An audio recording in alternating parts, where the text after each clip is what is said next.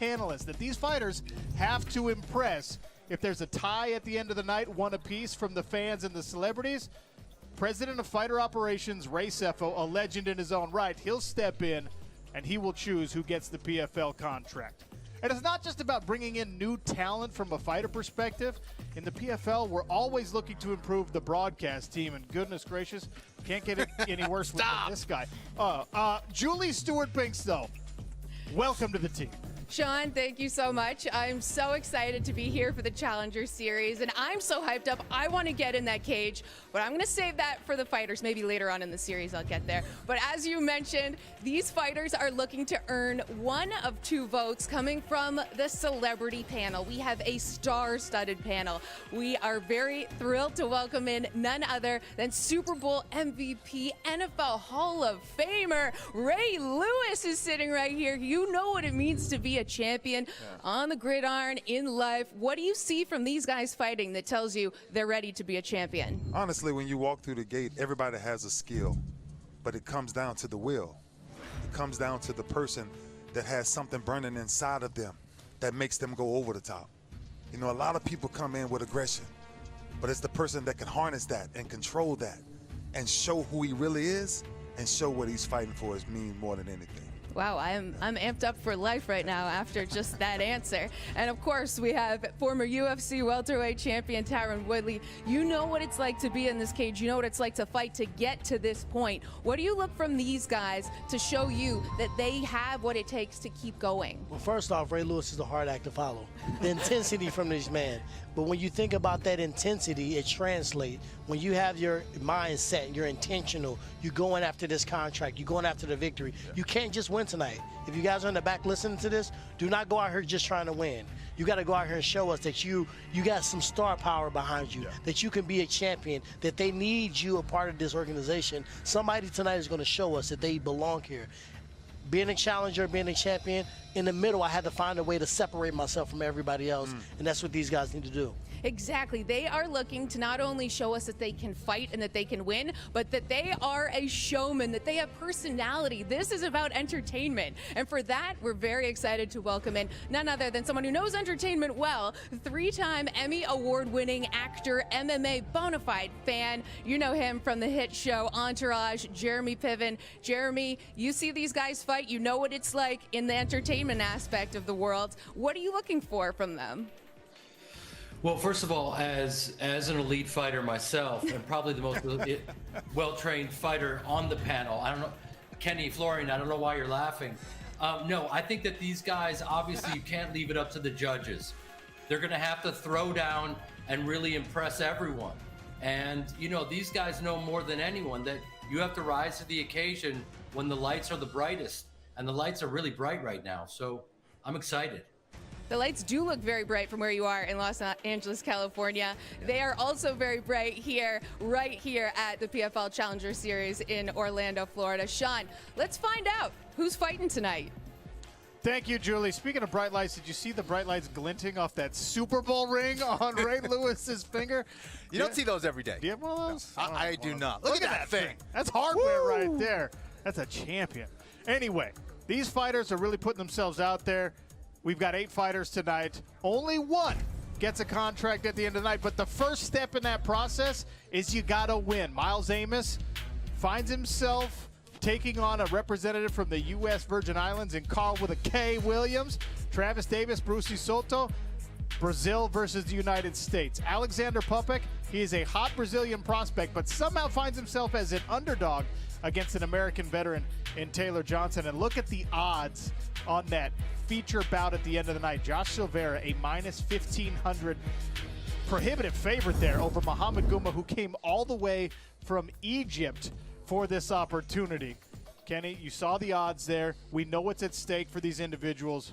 The pressure's mounting. Yeah, absolutely. But you know why he's a big favorite. He's a big favorite because he's undefeated. He's a 2-division champion coming from the LFA. He is the son of legendary pioneer in mixed martial arts, Conan Silvera. He's got all the pedigree to be a true champion in this sport. Well, we took a look at the odds, and those are going to They're going to develop throughout the night, but you don't want to hear how I'm going to bet this card. You certainly don't want to take any betting advice from Kenny Florian. We brought in an expert, and not just any expert, but the #1 handicapper in the sport of mixed martial arts, and a guy who had an exemplary record in PFL Season 3. The Duck is back. Ian Parker, good to see you.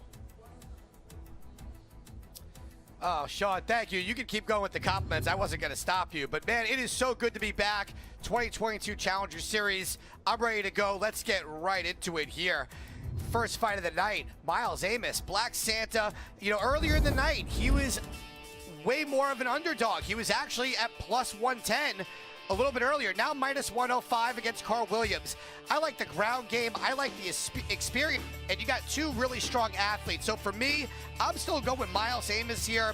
Minus 105. I'm going to lock that one in. Going into the next fight, Travis Davis, Bam Bam. This man was born to fight. However, he is fighting someone in Brucy Soto, who's on an incredibly solid winning streak. Fight IQ, good everywhere. I think he'll be able to keep this fight standing. So I'm going to lock in at Brucy Soto minus 180. On to the next fight, Taylor Johnson and Alexander Popik. Popik's one of the better prospects. However, I think the wrestling of Taylor Johnson, it is his time. Really right now, he's had a lot of opportunities. This could be it for him. He spoke about fight IQ. Let's see if he gets it done that way. I'm willing to roll the dice on him. Let's go. And for the last fight, look, Josh Silvera, he is the one that we are keeping an eye on, the LFA double champ. However, at minus 1,500, we just can't touch it. Those odds are way too high. However, I do believe he gets it done. And back to you. All right, if you're a bettor or you just want to play, we actually have, what's the first question came in? This is available to you on Fubo TV's Fan View mode. Free to play, answer live questions, score points, and you could walk away from tonight with $1,000 in your pocket. These are going to develop throughout the night. The first Fan View question is now live. Will there be over or under 1.5 finishes tonight? Ian Parker, what way we leaning on this? Absolutely. I'm going over 1.5 here. For me, these fighters, it's their time to shine. They want to impress the panelists. They want to impress the PFL. They have to get to finish. A decision will not do it for them. So for me, Sean, it's over 1.5. All right, thanks, Ian. Make sure, fans, you pay attention tonight because your vote actually could help determine who gets a contract at the end of this Challenger Series competition. You can participate in the Bud Light fan vote, cast your vote in Fubo TV's Fan View, or on Twitter at PFL MMA. That's at PFL MMA. 2 ways to vote. And again, that vote actually goes to determine who gets that contract between our 2 finalists at the end of the night. Let's take one more look at these fights. Our first fight, U.S. Virgin Islands versus United States. 2 great athletes, a sprinter in Carl Williams, a former college football player in Miles Amos. First fight of the night will be presented to you by the United States Marine Corps. It'll be 3 5-minute rounds with a lot on the line. Kenny Florian, we've talked about how athletic these guys are. Will we see that on display in the cage? I think so. Both these guys come from similar backgrounds. I think this should be a very fun fight. We'll send it over to Julie Stewart-Binks. What does she think about this matchup? Well, Sean, so much of what we are about to see in the Challenger Series is about personality. It's about entertainment. We want to see that showmanship. We want to get to know who these fighters are. So let's check out our first fighter. Hello, I'm Carl Williams from the U.S. Virgin Islands, fighting out of America's Top Team Lima. Was that it? U.S. Virgin Islands, America's Top Team, 3-1, 2 KOs, Carl Williams. Born, you gotta add born in it. Hailing from the U.S. Virgin Islands, the cameras is what gets me. The cameras get me. Hailing from the U.S. Virgin Islands, fighting out of America's Top Team Lima, 3-1, 2 KOs, Carl with a K, Williams. There we go.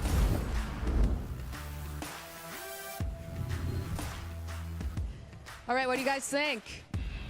I tell you what, Ty, this He may have messed up on the camera, but he looks really serious right He looks serious, and I think he should make it up with his skill set. He should, because he didn't know where he was from earlier today, and he said it's the cameras. The cameras not going anywhere, brother. They're gonna be there, especially if you make it to the top. They're gonna be all around. There's a lot of them in here. Well, he looks pretty dialed in. He does. It's not necessarily all goofy like he was in the video. Nah, but I'm telling you, people like that are scary. He said one of his biggest attributes is positivity. Ooh. So, I mean, Ooh. I see the poise. He's relaxed. Look focused.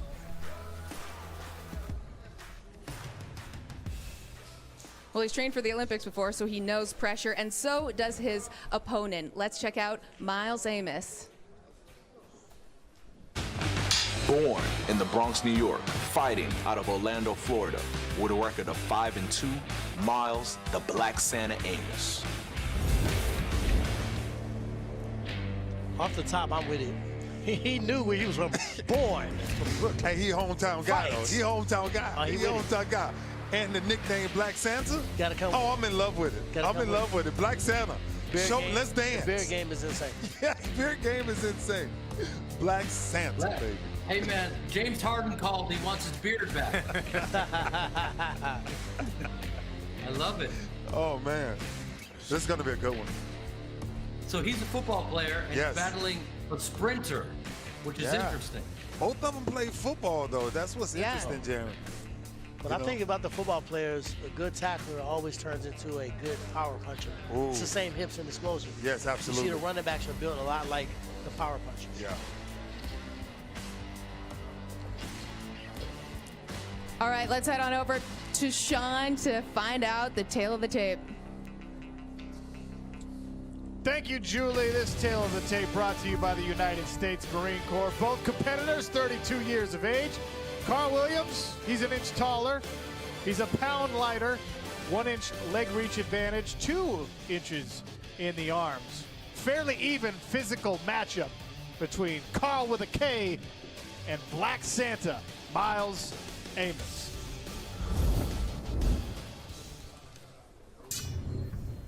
There's Miles Amos.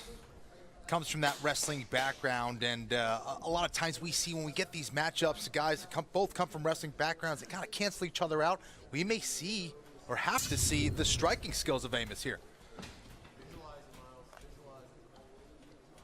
There's his opponent, Carl Williams, the lone representative here tonight out of the U.S. Virgin Islands, and the favorite on the card tonight. Yeah, that's right. Doesn't have a whole lot of experience, but he is going to be very fast, very explosive out there. Our referee, Larry Folsom, will oversee the action here in the PFL Challenger Series. How about this, Kenny Florian? The first ever bout in PFL Challenger Series history. Love it. Carl Williams in the gray trunks, Miles Amos in the black. You ready? Go. Touch of the gloves, and we are underway here. 205 pounds, and immediately they get to cracking. Carl Williams landed a couple good right hands there, Sean. A 1-2 misses. Miles Amos initiates this clinch, and now Carl Williams pushes Black Santa up against the barrier. Williams now maybe searching for a takedown here. And that right underhook from Amos saved him there. Now he tries to go for a takedown. Takedown battle here, and Williams wins it. Gets on top right into side control. Miles Amos hanging on the neck, but as you are well aware, Kenny Florian, when someone's in side control, you're not choking them from the bottom. Yeah, this is not a good position here for Amos. Left hand goes to work here for Carl Williams. There's some big, fast overhand lefts there from Williams. Nice technique here by Williams, trying to isolate the right arm of Miles Amos with his left knee and shin. And Amos has to be careful not to extend that left arm there, Sean. He might get into an arm triangle. Goes back to framing on the face of Williams, who again tries to use that leg to remove the guard of Miles Amos. Only 4 professional fights in Carl Williams' career so far, but he's displaying some more advanced techniques here in this top side control position. He is. He's showing some excellent technique here. He's showing some good composure here as well. And he hasn't lost position just yet. Amos trying to sit up, but he's sitting up with his frame. He's kind of trapping himself as opposed to getting that underhook and then trying to get up, Sean. Amos will try and climb his feet up the cage, see if he can create a leverage point for himself. But once again, Carl Williams settling in to some nice heavy pressure. He does have the far side underhook. Williams does a good job of stopping Amos from getting back to some kind of a guard here. And now with this excellent position from Williams, I'm curious to see if he advances position and really tries to bring the pressure here, either with ground and pound or a submission attack.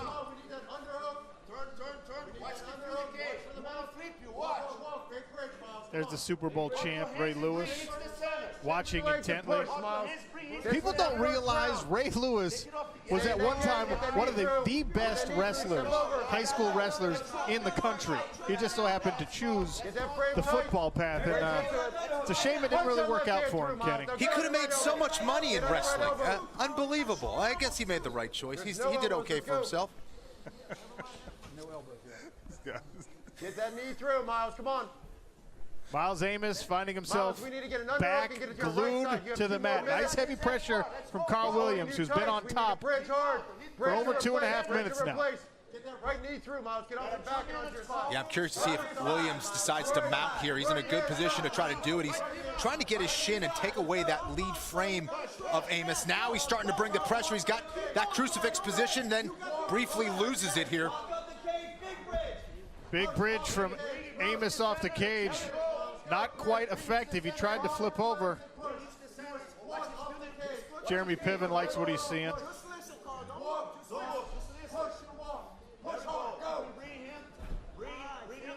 Amos is trying to bridge his way out, but Williams doing a good job of settling his weight in the right spot.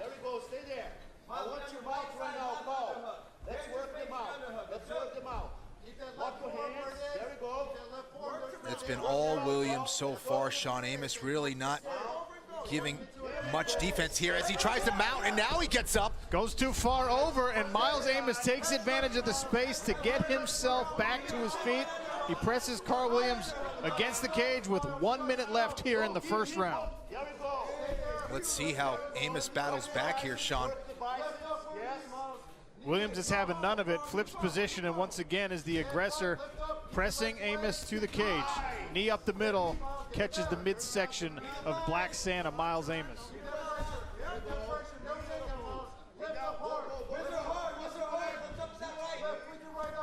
Tyron, what's your assessment so far? My assessment so far is Carl with a K showed some striking early and made Amos want to go for that takedown, and he actually ended up getting taken down. So I don't think he was prepared. There we go again. Another so he's takedown on his back, which is a place he doesn't look as familiar. Inside of 10 seconds left here in round number 1. It has been all Carl Williams out of the U.S. Virgin Islands so far here in the first bout of PFL Challenger Series history. Back to the corners they go, Kenny Florian. And of course the question is now, what's the advice for Miles Amos? Yeah, I mean, he's got to do a better job of winning those underhooks. He's allowing Williams to change levels, get in on those legs. And at least on that last takedown, he was able to be in some kind of a guard where you can defend a lot better, having your legs in play. Let's see how he adjusts here in the second round.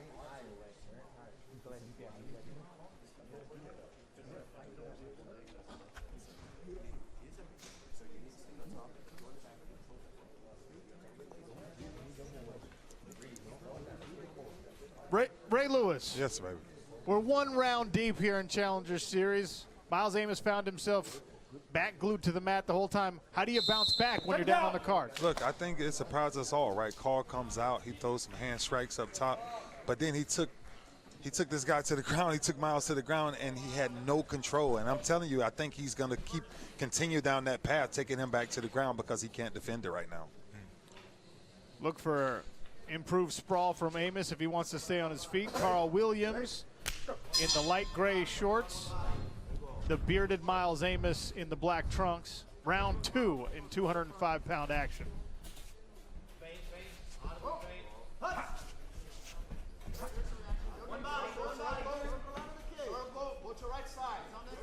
Williams content to circle around the outside.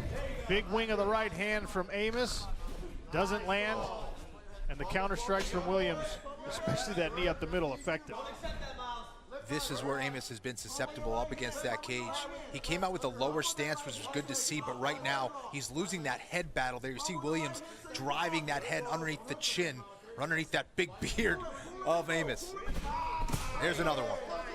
Uses the underhook and muscles Miles Amos down to the ground. And with a little flip of the hips, he's now inside control again. He being Carl Williams.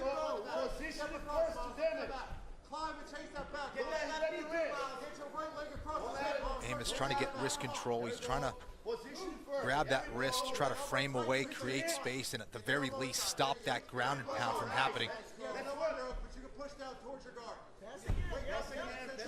Williams attempting to trap that left arm of Miles Amos, put him in a crucifix. Amos is able to recover, but it's his right arm that he needs to find a way to underhook and gain leverage.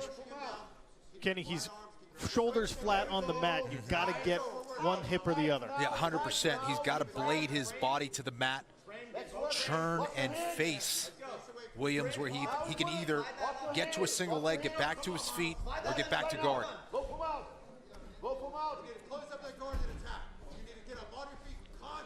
Ian Parker, you picked the underdog in this fight. That guy's eating right hands to his face at the moment. Any, are you betting live? Oh, I'm absolutely betting live. This is the beauty of betting, and this is the beauty of betting in MMA. We're gonna go and take Carl Williams. Right now, the live odds are at -135.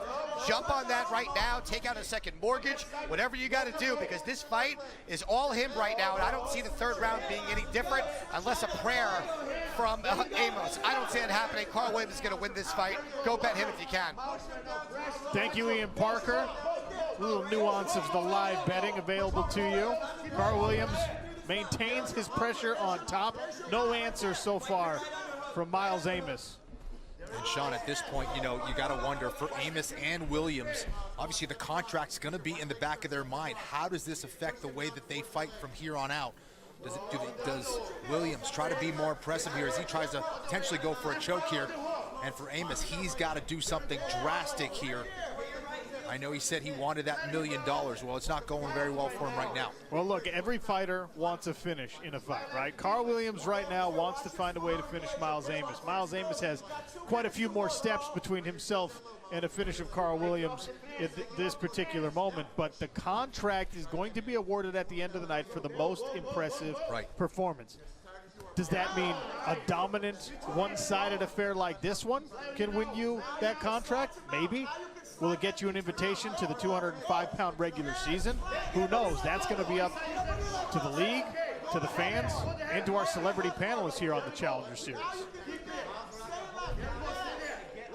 Nice work here by Williams to step through half guard.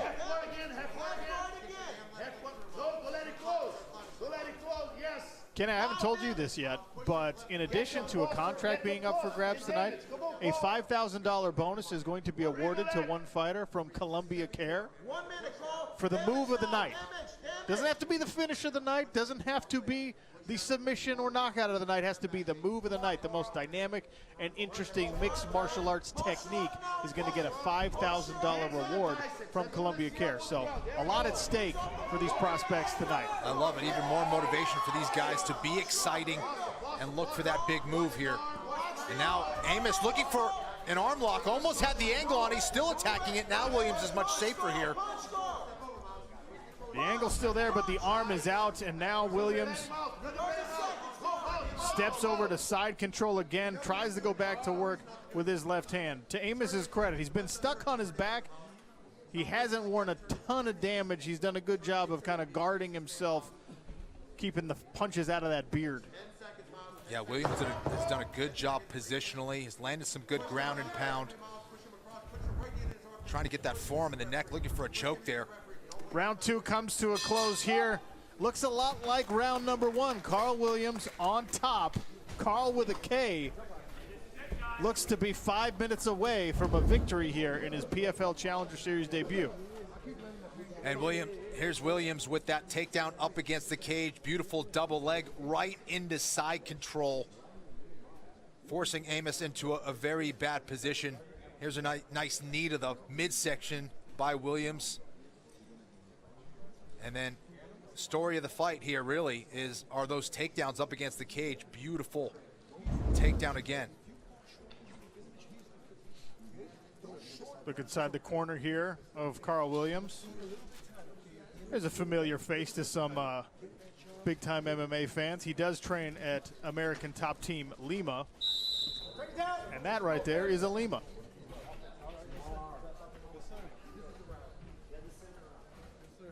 One more 5-minute round. You're down 2 rounds to none if you're Miles Amos. How do you pull this one out, Kenny Florian? Well, he's got to go for it now. I mean, this is where you try to pull out those stops with flying knees, big uppercuts, something to stop those takedowns from Williams, who's changing levels and taking him down up against the cage. Williams once again cautious in the early exchange here, doesn't want to get anything wild to hit him. Winging punches from Amos, and then he tries to enter and finds himself in this clinch again. It has not been successful for the first 2 rounds. Carl Williams has actually overpowered the former FAU football player. Yeah, I think that's been the difference. Williams is putting it together better than Amos. He's utilizing his wrestling a little bit better as well, but he's getting the respect with those hands, with those combinations. Positionally, has been superior to Amos throughout this fight.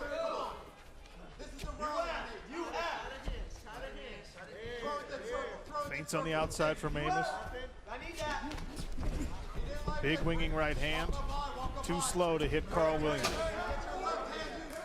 Yeah, both guys have been kind of going to their default, which is their wrestling.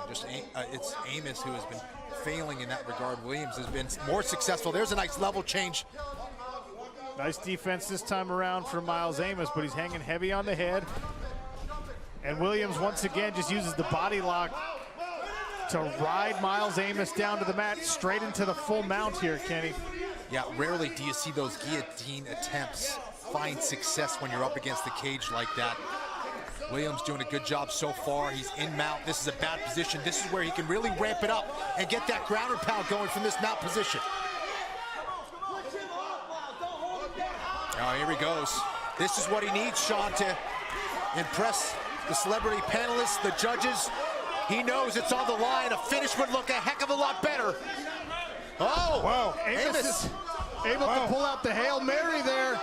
Nice reaction from Williams to ride and stay on top. He's done. Wow. Carl Williams, listen, man, I mean, what he does with the head control is everything. Yeah. Every time they lock up, he controls his head, gets up under him, and that's why Amos has been on the bottom the entire fight, almost. It's really impressive. It's really impressive what Carl Williams is doing. Oh, man, Kenny Florian, we just saw Miles Amos climb back underneath. He had the underhook, and he scooted himself to his own left, which put him underneath Carl Williams. He's 7 fights deep in his professional career. Carl Williams only half that experience, but looks like the more seasoned man here. Yeah, that's right. It's Williams who has shown better composure, better positioning, and just putting it together better overall here. And he started to pour it on from the mount position, lost position, but let's see if he goes right back to work and gets aggressive again as we get into the final 2 minutes of the fight.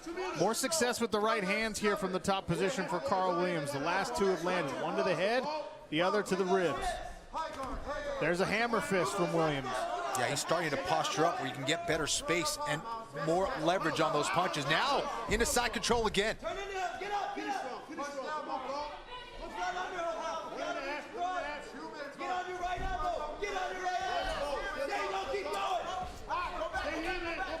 Williams steps off as Amos goes out the back door. 90 seconds remain here in this light heavyweight bout. Williams took a little breather, walked forward, threw a 1-2, but it was Amos that threw a nice jab. Amos tests the kick there. Running out of time to make something happen, and there comes another right hand. and a shot attempt, and this time Carl Williams just matadors him and climbs onto his back. Yeah, Amos telegraphed a little bit, and Williams saw it coming. Level change, now on top again.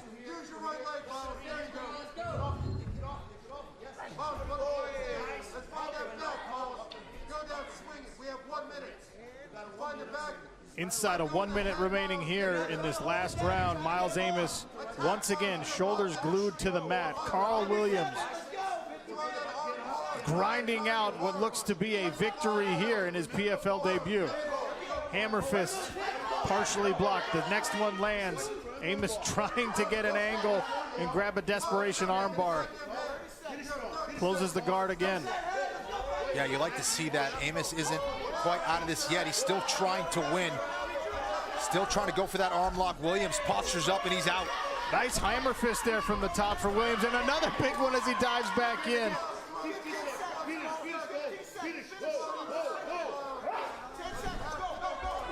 Another explosive attack here from Williams. He's looking for a finish late. Amos doing his best just to stave off the damage. Carl Williams finishes the fight on top and inside control. Kenny Florian, it looks pretty cut and dry from where I'm sitting. Carl Williams, impressive. I say impressive. You seem to be at least slightly impressed. We'll see what our celebrity panelists think about the performance of Carl Williams. Listen, guys, I'm just saying, in any sport, low man wins. The way Carl Williams got up under him when they engaged each other physically, he dominated the entire match. I mean, he's impressive. Definitely, you look at Carl, he dominated the top position. He had great transitions. It's a lot of static strength to keep another grown man down on the mat that's trying to get away. So he maintained control and got damaged when he could. Listen, you got to give it up for both these guys. And Carl the Truth Williams looked amazing. But I have to say that Miles has maybe miles to go with the striking. It looked a little like a little Tyron Woodley overhand right, but it was in slow motion, which was interesting. He was missing a couple setups. Yeah. A grueling performance from both Carl Williams and Miles Amos. We'll get an official result when we come back on Fubo TV.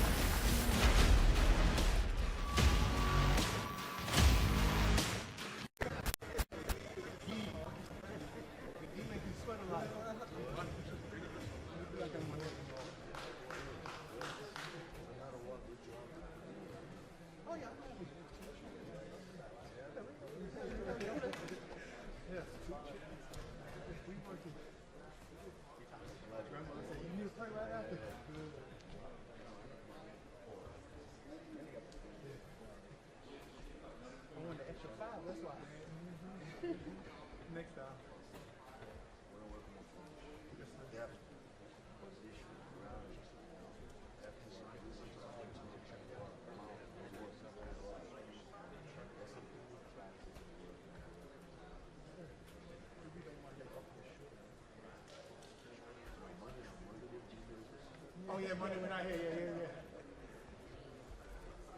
Next week. But thank you guys for the travel. Thank you. You gotta take a trip soon.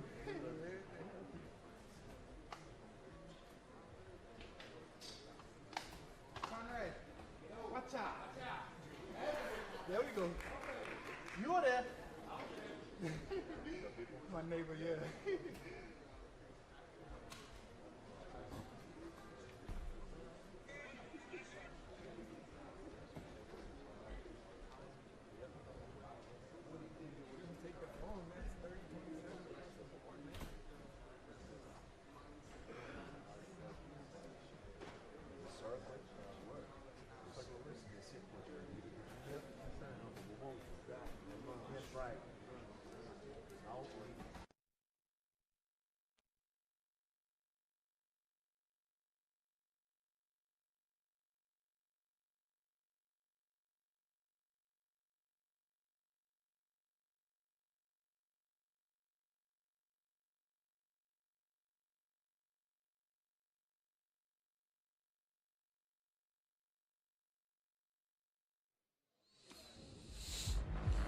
Welcome back, fight fans. Make sure you watch the PFL Challenger Series, plus over 100 channels of live sports and TV without cable with Fubo TV. Visit FuboTV.com/PFL. We'll take a look at our fight stats brought to you by the U.S. Air Force Reserve. Here's our damage meter presented by CarParts.com. Miles Amos wore 57 strikes to that bearded head. And our Cageonomics post-fight stats from the Air Force Reserve. All in favor of Carl Williams, but they missed a few takedowns there, Kenny Florian. Carl Williams had more than 0 in this fight. He sure did. I think that was really the story of this fight.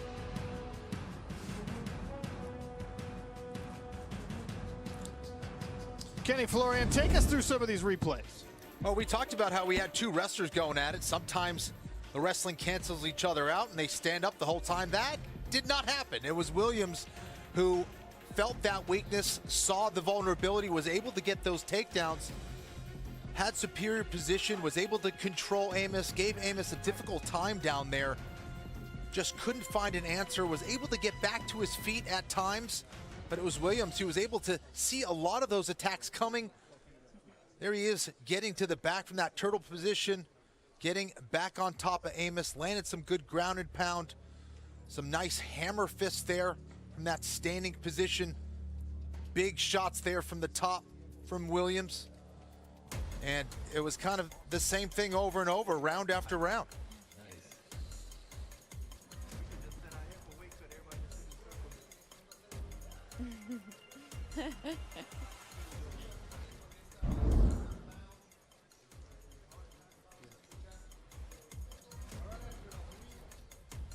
Sean, back to you. After 3 rounds, the judges scored this bout 30-27, 30-27, and 30-26. For your winner by unanimous decision, Carl, with a K, Williams.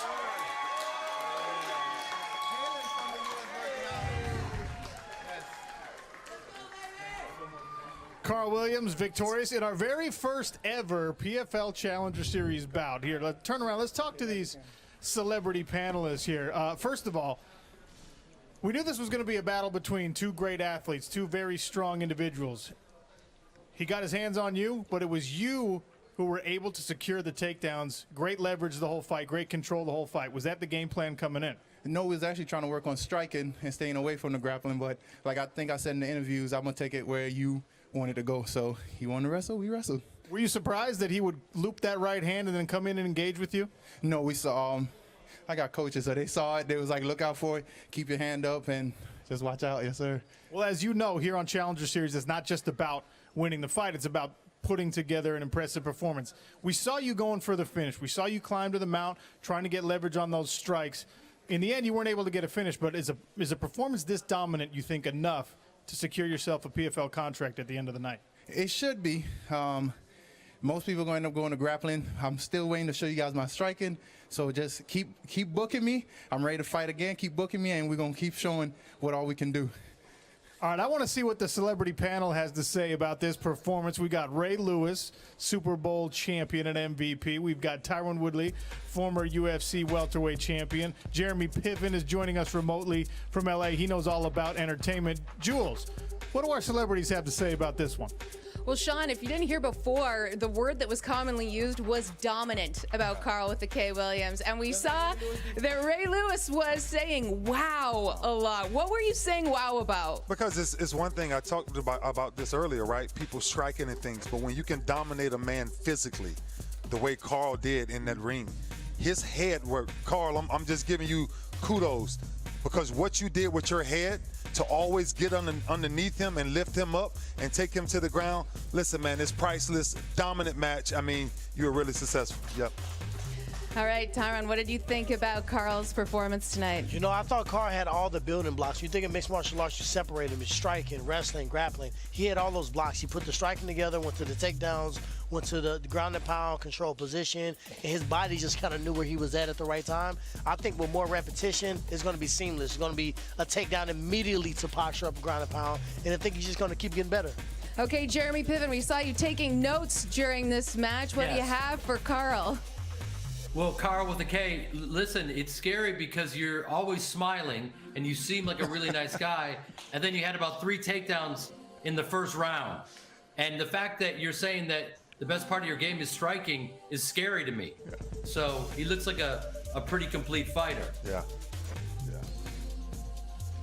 All right, Sean, back to you. All right, thank you. So to sum that up, Jeremy Piven is scared of you, and both Tyron Woodley and Ray Lewis are impressed by this performance. I know you want to say something back to guys like this that you admire. Oh, Ray, I played defense, so you know you got to get on them offensive linemen, jack them up a little bit. So that's why that came from. So that's why. Yes, sir. I knew it. I knew it. Low man wins. Most importantly, Carl Williams, victorious in your PFL debut. Congratulations. Thank you so much. Thank you. From the champ. Thank you. That's Carl with a K Williams, our lone representative on the card tonight from the U.S. Virgin Islands. USPI, baby. And don't forget, pay attention, fans, because at the end of tonight, you will have a say in who earns a life-changing PFL contract. Participate in the Bud Light fan vote. Cast your vote on Fubo TV's Fan View or on Twitter at PFL MMA. More light heavyweight action next. That man right there, Travis Bam Bam Davis, looking to make this fight ugly. His opponent came all the way from Brazil for this opportunity. Brucy Soto versus Travis Davis. Brazil versus USA next on Fubo TV.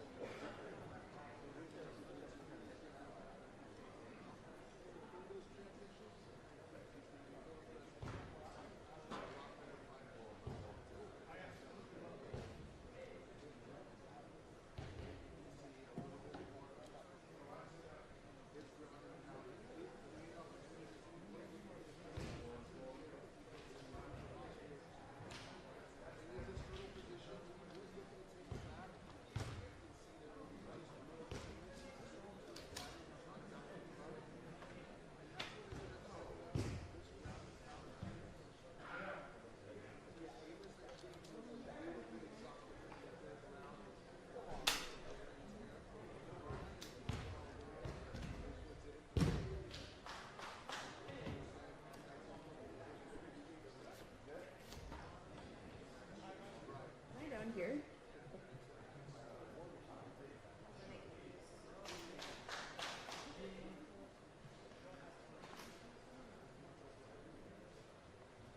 Yeah.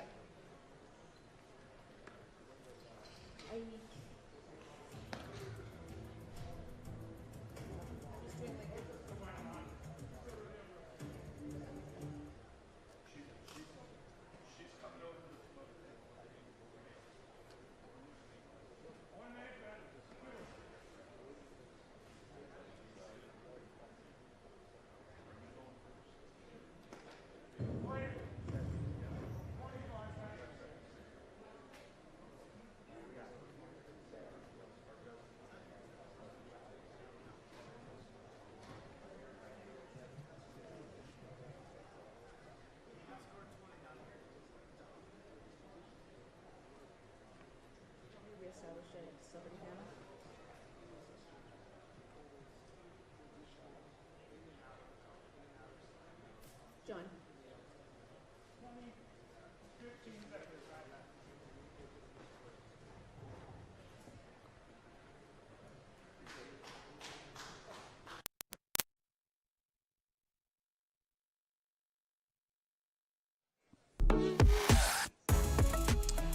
Check out our very own Julie Stewart-Binks as she interviews today's top newsmakers in the world of sports on Drinks with Binks every week on Fubo Sports Network and wherever you get your podcasts. You know what? I'm actually on this week's Drinks with Binks. Julie. We planned it that way so that you could promote yourself and me here on Fubo TV. Now, we know that for this particular event, the Challenger Series, that the celebrity panel plays a huge role in whether or not these fighters move on to be able to get a PFL contract. They have to secure one of two votes, celebrity panel and then the fans. So let's take a look at what happened in the last fight, which was Miles Amos taking on Carl Williams. And Carl Williams was dominant. He was dominant throughout the fight. He controlled the grappling exchanges. He took him down at will. He was honestly just dominant is the word that was used by our celebrity panel from start until finish. They were extremely impressed with his performance tonight. And even though he had a bit of a calm, fun-loving demeanor, as Jeremy Piven noticed, he does have the mindset and ability of a champion and of an athlete that, of course, you're related to Ray Lewis with on their football backgrounds. A little bit different, though, of course.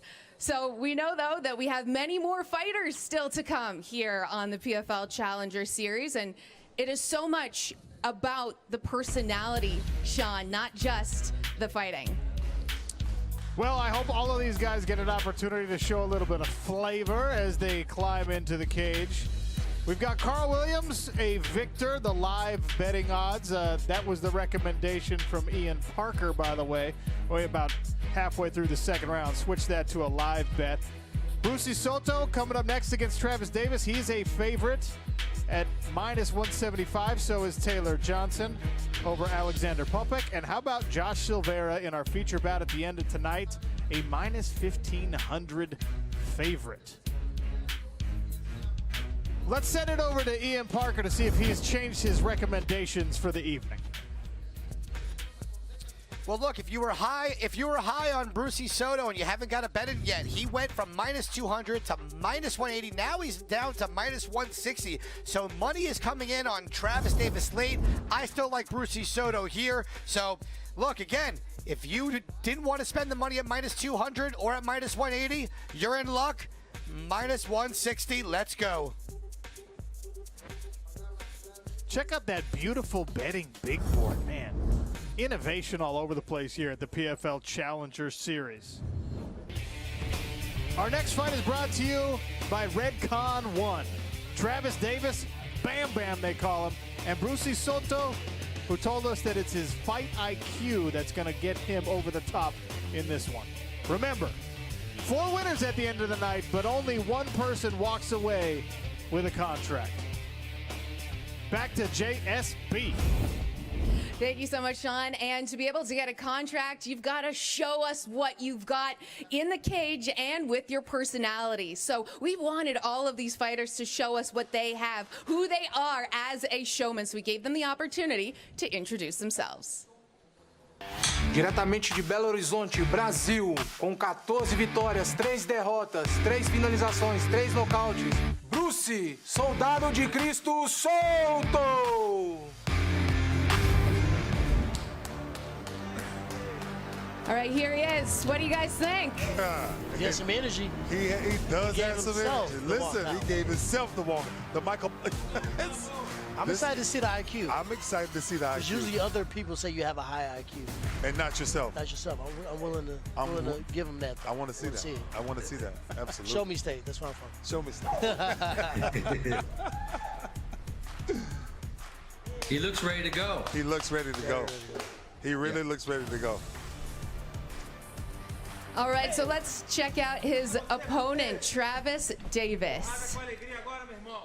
Fighting out of Columbus, Ohio, coming in at 205 pounds with a record of 10-5, Travis Bam Bam Davis. Bam Bam Davis. Definitely looking to spark some action. That man got the name top. Bam. That man got the name Bam Bam at 8 years old. That man was scrapping in Thailand off a whim. Somebody knew something at 8 years old to name him Bam Bam. And he a Marine. Yeah. Oh man. Oh man. I mean, you're gonna have to put him out. He's showing the personality. Listen, he's gonna keep coming all night long. This is gonna be a good one. All right, Sean, we got a lot of energy and personality. Let's see what we got next. Well, what we have next is our Tale of the Tape, brought to you by Redcon 1. Travis Davis is 4 years older, both men coming in at 6 feet tall. Brucy Soto actually weighed in below the 205-pound light heavyweight limit. He has a 1-inch reach advantage on the arms. United States versus Brazil in this second PFL Challenger Series light heavyweight bout. There's Travis Davis. Got a bunch of tattoos like my partner over here, Sean O'Connell. But this guy, he's all about violence. He wants to go out there and scrap from the get-go, a lot like Brucy Soto, which is why I'm so excited about this fight. And there is Brucy Soto. Looks fired up himself, very well-rounded. Has an excellent MMA IQ, can adjust on the fly. Oh, this is gonna be fun. I can sense the violence. There's a referee for this bout, Andrew Glenn, to oversee 3 5-minute rounds of light heavyweight pro mixed martial arts action. Brucy Soto in the light gray trunks, Travis Davis in the black. A contract in the PFL on the line for one and only one of our 4 winners tonight. Touch of the gloves, and we are underway in the second bout of the evening. Soto takes the center of the cage. Jab to the body just misses for Travis Davis. Another one from the former Marine. Watch for that uppercut after Davis kind of fainting to the body here. Pretty tricky striker is Davis. And Soto, you got to watch out for the knees of Soto.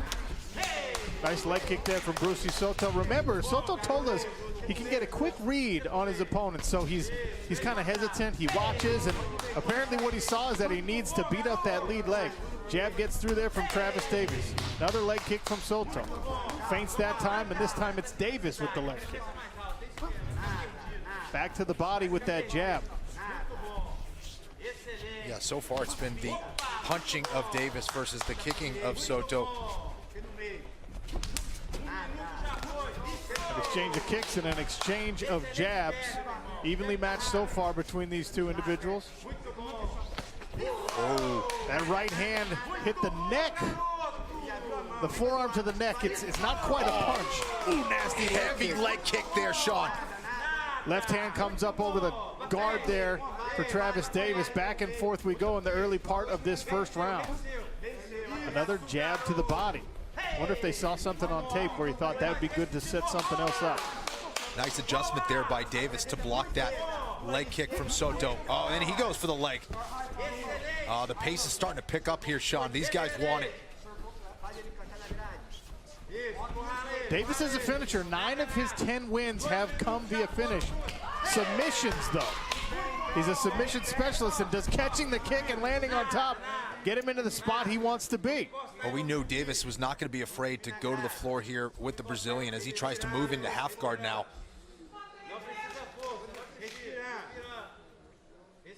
You know, we saw Davis at season 3 of the PFL in the corner of another light heavyweight contender. That was Dan Spahn. Now, I fought Dan Spahn. These guys trained together.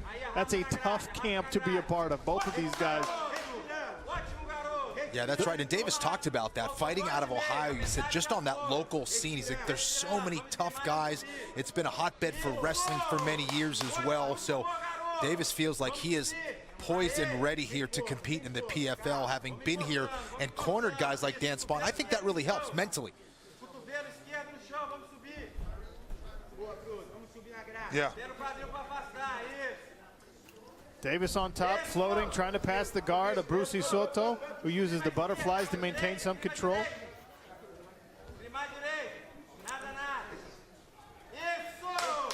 Man, Ray Lewis is intense even when he's just watching a sport. Front headlock position here for Davis. Oh boy. Oh, he's looking for that front choke here. Oh boy. Oh boy. Pretty tight. Soto. Oh He's got boy. the cage to get him behind. Oh boy. Oh, he let it go. Oh, he let it go.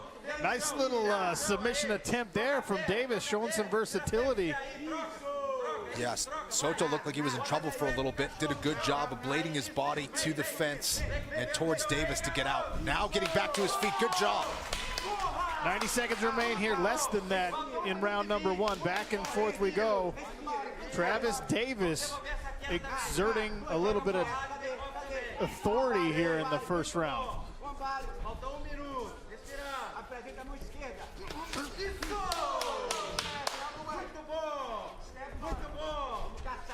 Jeremy Piven kicking back with a little cigar. Yeah. Having himself a night out in LA.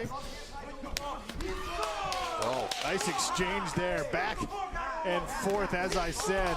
Oh. This time it's Davis with 2 left hands and a right. Yeah, nice combination there from Davis. And you know, Soto said he has a great ability to adjust. Well, he's got some serious adjustments to make here as we get a little bit closer to round 2.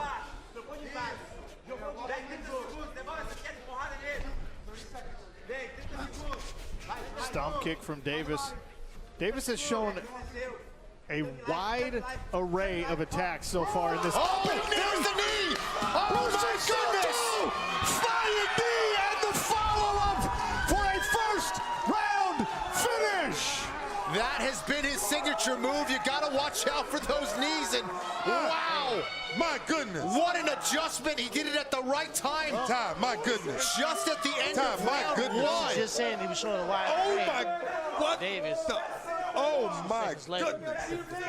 Kneecap entered that. Woo! Wake up, mama. Wake up.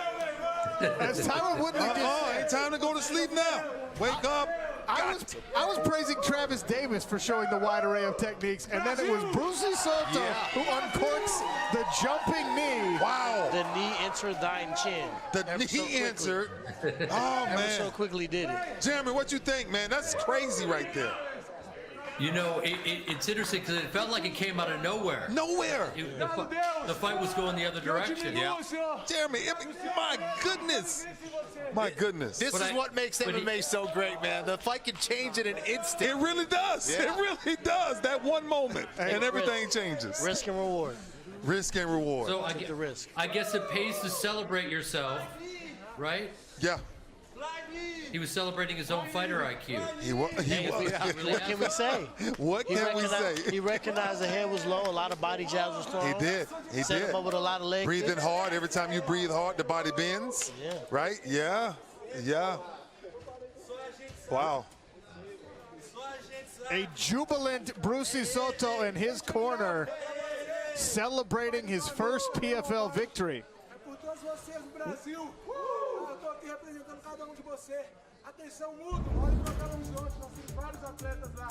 There it is, Kenny.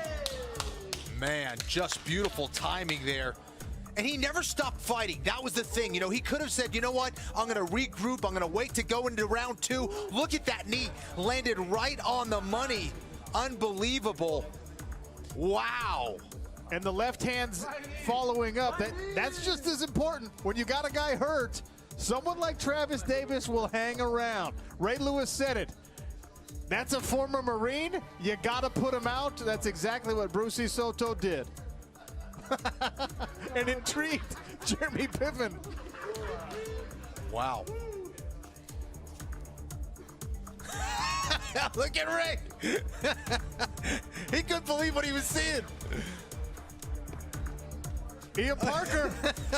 Ian Parker. Oh, like he knew the whole time. Yeah, right, Ian. Ian Parker told you that the smart money was on Brucy Soto, He did, especially when those odds came down. That man, Betstradamus.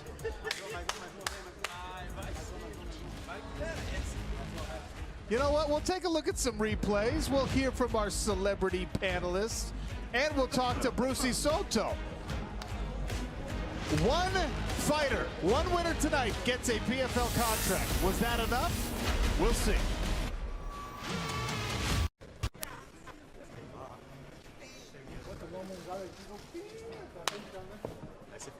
Foi aí que você entrou na luta. Foi aí que você entrou na luta. O lugar mais decepcional que você pode respirar uma paciência, sabe? Eu sei disso. Bravo pra cacete, meu irmão. Você é doido? É isso.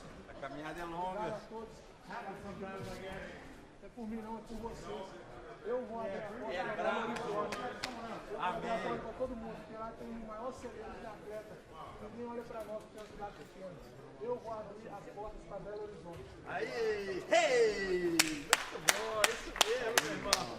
Isso mesmo, brother. Agora eu quero minha mochila, viu? Você deu pra todo mundo dentro.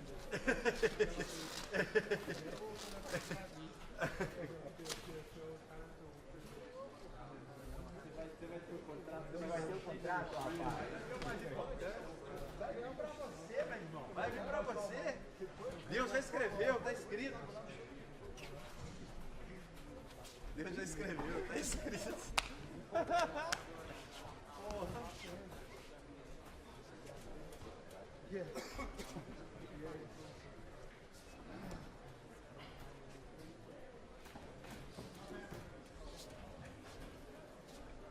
Tá ao vivo aí? Tá ao vivo aí? Tá ao vivo?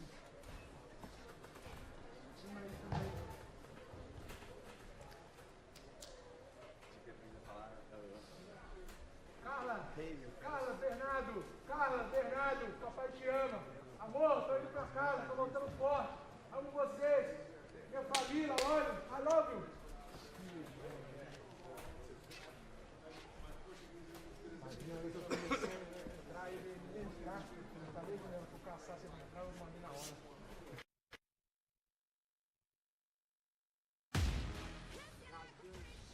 We're back for PFL Challenger Series action, and action is just what we got in our second bout of the evening. Watch the PFL Challenger Series plus over 100 channels of live sports and TV without cable with Fubo TV. Visit FuboTV.com/PFL. Now we'll take a look at our fight stats, brought to you by the Air Force Reserve. The Cajunomics actually in favor of Travis Davis. He looked like he was putting together a solid performance, but one of those leg strikes happened to be a flying knee that put the former Marine down. Impressive outing by Brucy Soto. I told you, man. I was sensing violence in this one. Both these guys so aggressive. Travis Davis was fighting a heck of a fight. Both men staying very active. Travis Davis getting it done early. Some excellent striking, some excellent takedowns. But that was the adjustment right there from Brucy Soto. One knee changed the whole fight. Just beautiful timing on that right knee. Went upstairs, landed right underneath the jaw of Travis Davis, and that was it. I mean, you're looking for heart when you're watching these fighters, and Brucy Soto never gave up on himself. Went for the win as the round was dwindling down, just a few seconds left. And man, was he able to capitalize. Sean, back to you, buddy. Thank you, Kenny Florian. Inside of our cage with the official result. As we just saw, your winner by knockout, by flying knee at 4:43 in round number 1. Brucy Soto.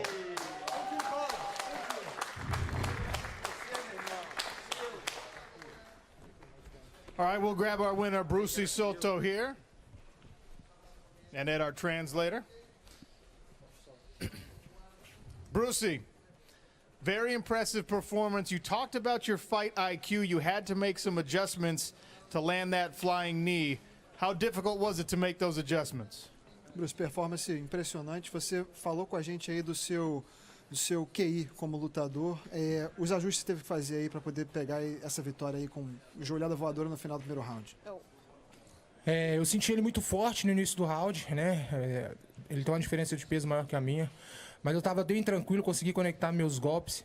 A gente estudou ele bastante esses dias, né? Depois que ele entrou. E eu percebi que toda vez que eu pressiono, que a pessoa pressiona ele entra nas pernas. E eu disse aos meus treinadores, eu vou pressionar até ele entrar na minha perna e eu conectar o joelho. So I felt his power. I felt he was heavier and stronger than me here. And this was a late replacement, but my coaches and I studied his game plan extensively over the past 2 days, and I noticed that whenever you put pressure, he goes for the takedowns. He would go for my legs, and the moment he'd come for my legs, I would land the flying knee. Well, a lot of this format is about impressing our celebrity panelists, impressing Ray Sefo, impressing the fans. A flying knee finish, pretty darn impressive. Is it enough, you think, to get you a PFL contract at the end of tonight? Esse formato aqui enfim, o negócio todo aqui é você impressionar os fãs, impressionar o painel, impressionar o Rei Sefo, impressionar todos aqui dentro. Você acha que você fez o suficiente para, enfim, levar para casa esse contrato aí no final da noite? Eu sei que eu vim aqui para dar o meu melhor. Eu me esforcei o máximo que eu pude e consegui essa vitória, mas essa vitória foi para minha família, para os meus filhos, para minha esposa Carla, que está em casa. Eu não luto por mim, eu luto para minha família, eu amo a minha família.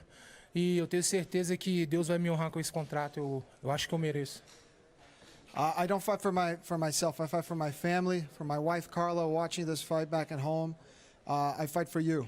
I fight for my loved ones, and I know God's going to honor me with this contract by the end of the night.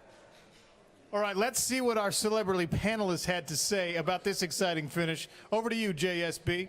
Well, thank you so much, Sean. Wow, what a fight. Holy boats. That was something I've never seen before. We see Brucy Soto be in that tight guillotine choke, gets out of it with the knockout by flying knee, and Tyron Woodley. What was it that you saw from Brucy that he was able to really dominate this fight? Speaking of, I told him earlier, I'm from the show me state. He talked about his IQ. I said, you can't just tell me, you have to show me. So respect will be applied to his name. He went out there, he utilized the leg kicks first, chopping down a tree.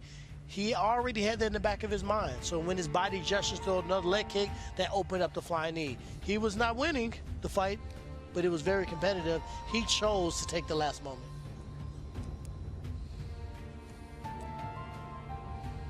Você teve que ser competitivo. Começou ali com a guilhotina que estava pegada e a transição de você pegar e conseguir sair na vitória.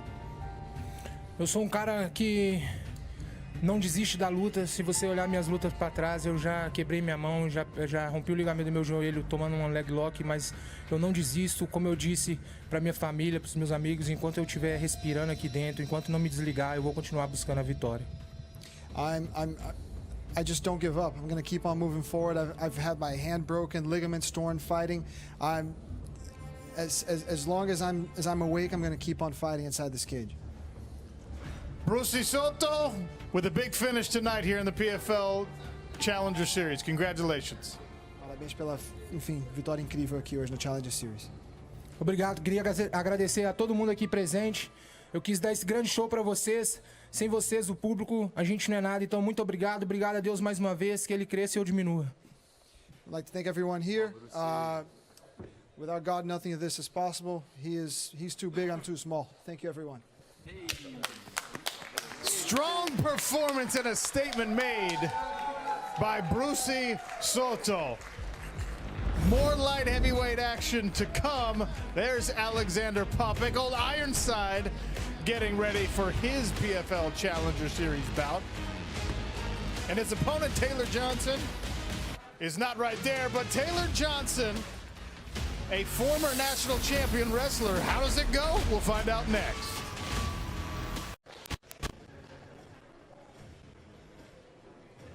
That was Silvera.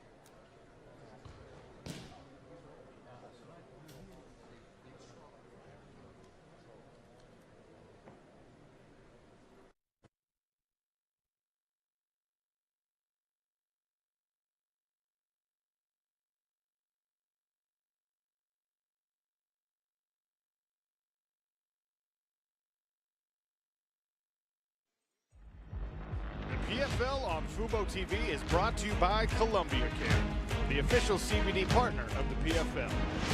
Next Level Hydrogen Water, the official water of the PFL. CarParts.com. Get the right parts right now at CarParts.com. And by Redcon One, the highest state of readiness.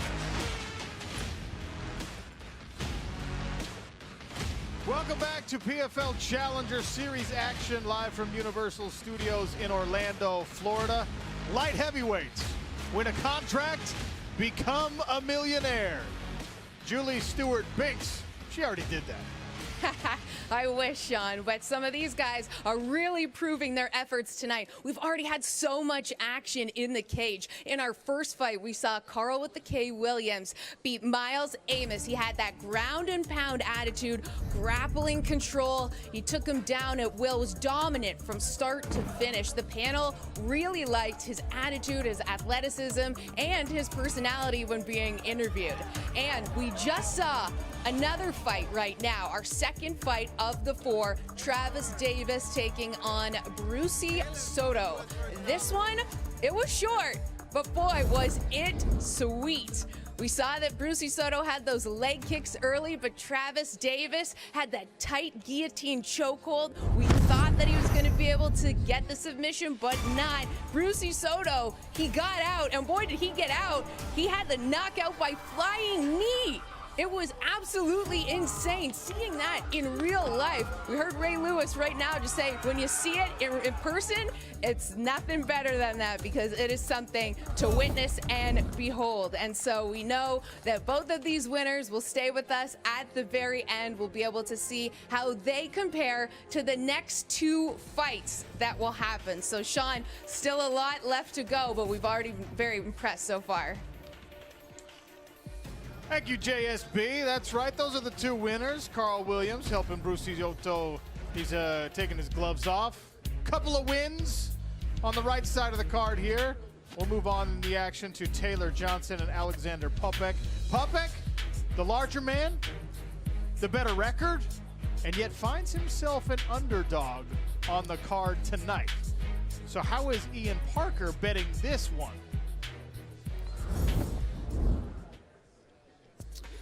Well, Sean, as you said it, Popek is the bigger man, possibly the better striker here, but as we've seen when he's gotten to a certain level, he's fallen short, and I'm going to lean on Taylor Johnson's wrestling and grappling to get it done. At all times, it is now. Look for Taylor Johnson at -175 to use that fight IQ, take advantage of what could be a final opportunity, and wrestle his way to victory. Now, the wrestling might not be the way to impress the panel, but a win first, then impress them, maybe he gets to finish, but we're going to go with Taylor Johnson at -175. All right, thank you, Ian. By the way, Ian Parker hit on his last recommendation. What did he tell us in the previous bout? He said, take Brucy Soto. Brucy Soto with the first round finish. You can enter Fubo TV's fan view mode and enter the free-to-play predictive questions for a chance to win $1,000.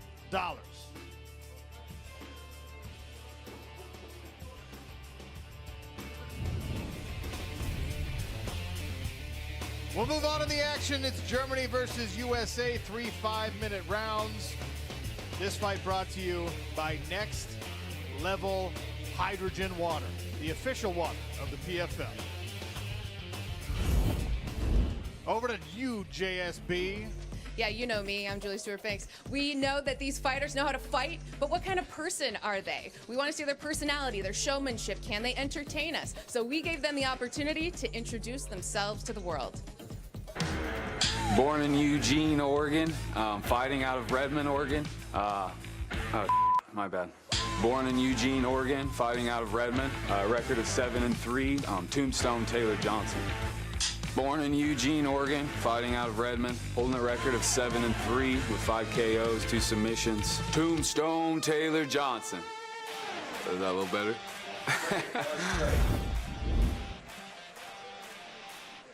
All right, here he comes. He's buried a few people in his life, he said. What do you guys think? Bro, Tombstone Taylor Johnson. He said he got it done in the first round quite a few times, so absolutely, he can get back to his old ways. He has to get back to his old ways. He's been on the big stages. Can he get it done? Can he get it done? Well, it's time to see. Listen, bro, this is not just a contract, right? This is $1 million journey. Like, this is real business. Yeah. Seriously. You gotta get here to get there. You gotta get this. You gotta get this paper, man. What? $1 million? I'm running through a brick wall. He looks way too calm, and he looks like the kind of guy who, like, if he got out of his car in traffic, he would scare the hell out of you. You know what I mean? Like, it would just be frightening. Hey, Jeremy, that's a bad day. That's a bad day. All right, well, let's see if this next guy, the opponent, will scare you if he gets out of his car. From Dachau, Germany, fighting out of Munich with a record of 12-3, 7 KOs, 2-time international champion, Alexander Ironside Popek.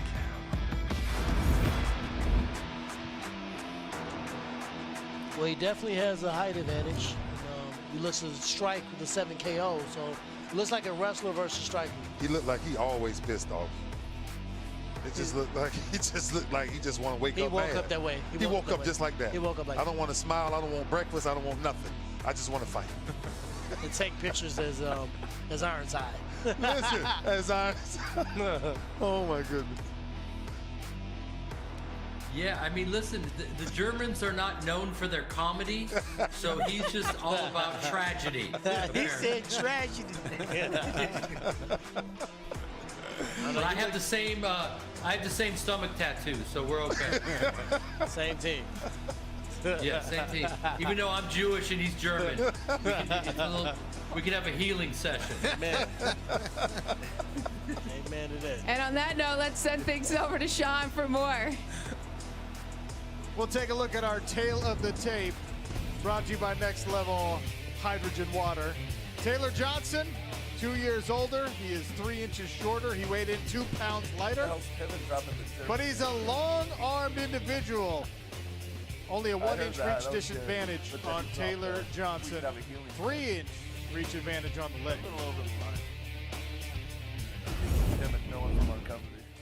And there is Popek, a guy who really means business, very aggressive striker, one of the top prospects out of Europe. I tried to check out the gym last night, and he was in there shadow boxing, and I was like, I'm not opening that door. He looked very serious. He was taking up a lot of room in the gym as well.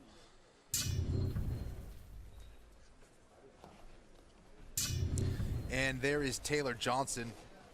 Out of his 7 wins, all 7 are by finish. You got to watch out for his hands. He's heavy hands, but also a very good grappler, so that gives him options. This should be a fun one. There's our referee, Larry Folsom. 3 5-minute rounds of pro light heavyweight mixed martial arts action. Remember, PFL Challenger Series, 4 winners at the end of the night get narrowed down to 2 finalists by the league.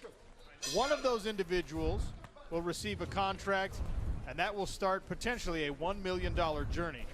Johnson in the light gray, Popek in the dark.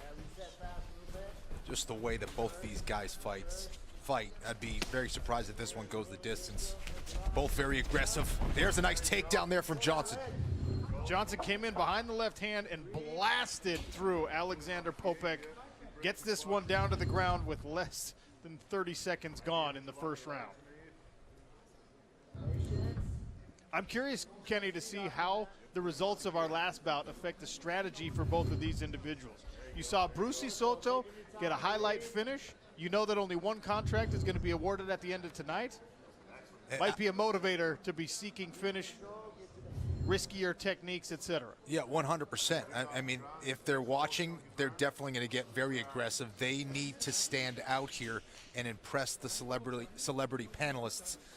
All the while, make sure that they are being able to get the win and impress the fans that are watching. So right now, Johnson's trying to get the back of Popek away from the cage, try to get him pinned to the mat. See if he can do that here. Johnson controlling the legs. He's mounted actually on the legs of Alexander Popek. He's got the figure 4 lock. Popek does a great job of getting one leg out. That's his left leg. Posting now on his left hand, trying to gain some elevation here. Head position here from Taylor Johnson. You heard Ray Lewis talking about that earlier in the night in our first bout. That is a key to control against the cage. Air Popek's in a much better position now. Now back to his feet. Strong whizzer from Popek, and look, he's just a big, strong guy. 6'3", true 205-pounder. Taylor Johnson has fought in lower weight classes before, although with that musculature, I'm not sure how he ever made it down that far. Right now, Popek doing a good job of framing that leg on the outside of the leg of Johnson so he can't get a takedown. Johnson almost got a lift there, though. He also should evaluate economy of motion right now. He's in the clinch against a cage. Is he going to get the takedown? If he does, he's going to do damage there. So right now he needs to really evaluate, am I going to get this takedown or should I let go and come up swinging? Decisions for Taylor Johnson, who finds himself in a controlled position here. Popek, of course, the onus is on him. He's got to get himself out of this spot. Heavy pressure from the American. Well, it's tough because for Johnson, yes, he can strike, but he definitely has the advantage in the grappling realm. Popek, much more experience with his striking. See, you know what's interesting is when people see this at home and they're like, "Oh man, they're just against." But it's that one move that if you make the wrong move, it goes really bad very quickly. So for them to be pinned up against it, that was a lot of strategy going on mentally. This is going to be a really interesting round to finish it off. Folsom, our referee, separates them, and back to the center of the cage they go. A couple of kicks here from Alexander Popek. And Popek's another guy. You got to watch out for those knees coming right down the middle. That would be a nice way to counter that level change from Johnson. Interesting. You see Popek kind of lowering his level, fighting with a wide stance, bending a little bit. Taylor Johnson fighting very upright. Yeah, he is. You see him, he's very relaxed, very patient.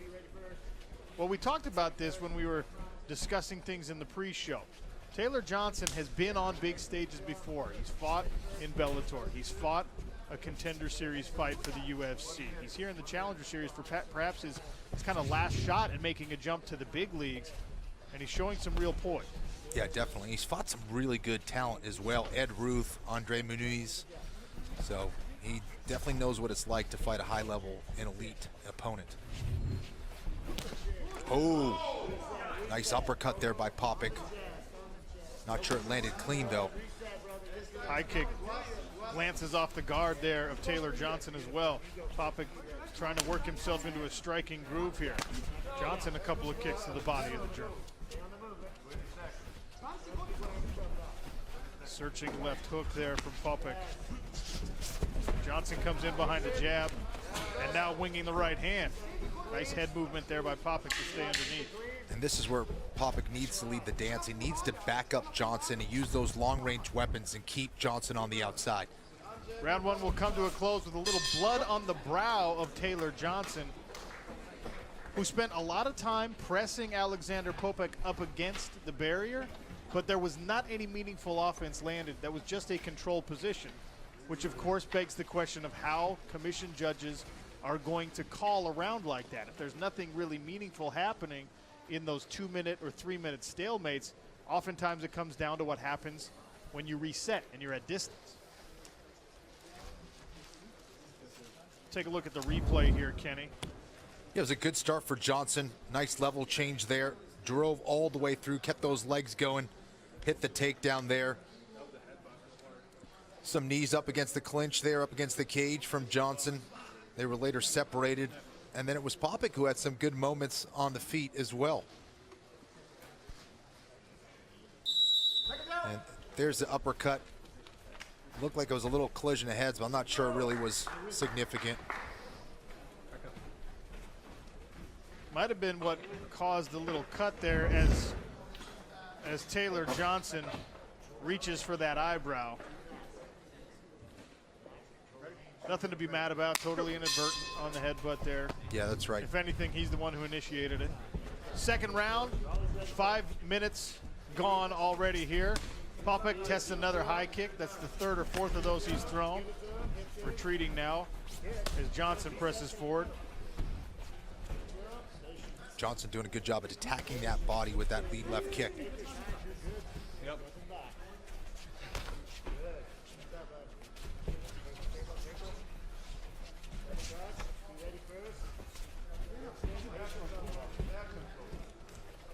Alexander Popek, one of the highest rated European prospects in the world right now.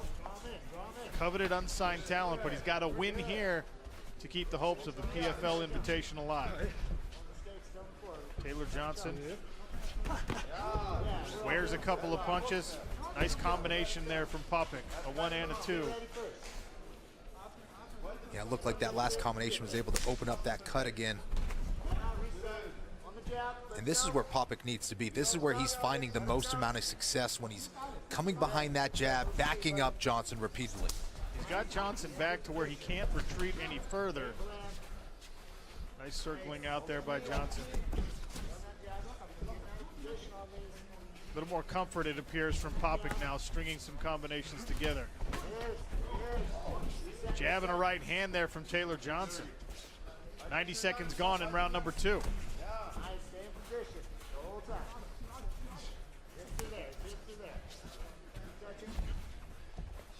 Kenny, what is Popek trying to set up with those inside leg kicks? Yeah, it seems like he's trying to set up that left hook or overhand right off of that inside leg kick.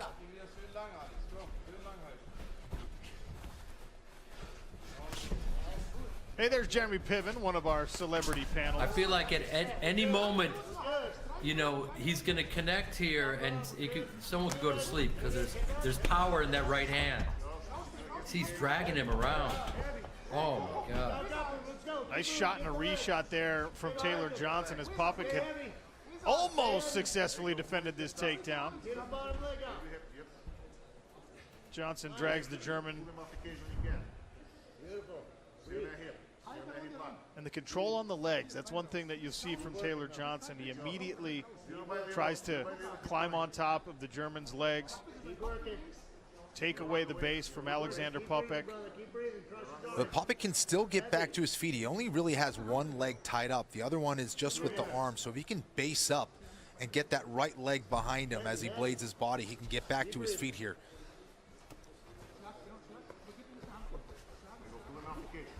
Wow. His control on how he traps the legs. I mean, take somebody's legs away from them, they're at your will. And that's why I think he controls him when he gets him to the ground, because his leg game is it's incredible. And almost on cue, Alexander Popek is able to free his legs. Now he's got double underhooks. Head position as well for the German. Reversed by Johnson, who ducks all the way under, but slips out the back door. Alexander Popek, nice counter wrestling there. And there's blood on the side of his head. Is that from Taylor Johnson, or did the ear pop? Couple of jabs there from Alexander Popek. And this is where Popek needs to start putting that pressure after Taylor was working hard to try to keep him down and utilize his wrestling. This is where Popek can kind of take advantage and do something to impress the judges to win this round, and of course impress our panelists as well. Not only fighting for a win on their records, one fighter, one of our 4 winners tonight, will receive a contract from the Professional Fighters League. Win a contract, become a millionaire. That's the goal for all of these individuals. No guarantee you'll get invited to the regular season, at least not in season 4 starting in April. But what about next year? What about the next year? You want to be part of the pipeline for the Professional Fighters League. And to be honest, at 205 pounds, guys like Shoeface, Emiliano Sordi still in that talent pool. It's not like we've had a 2 or 3 season dominant champion at 205 pounds like in some of the other weight classes. Heavy combination there by Taylor Johnson. Nice body shot and the left hand to follow it from Popek. Johnson looks to steal another takedown before the end of the round. The German defends. Very interesting second round here. You saw the successful wrestling once again from Taylor Johnson, but a much briefer period of control for him.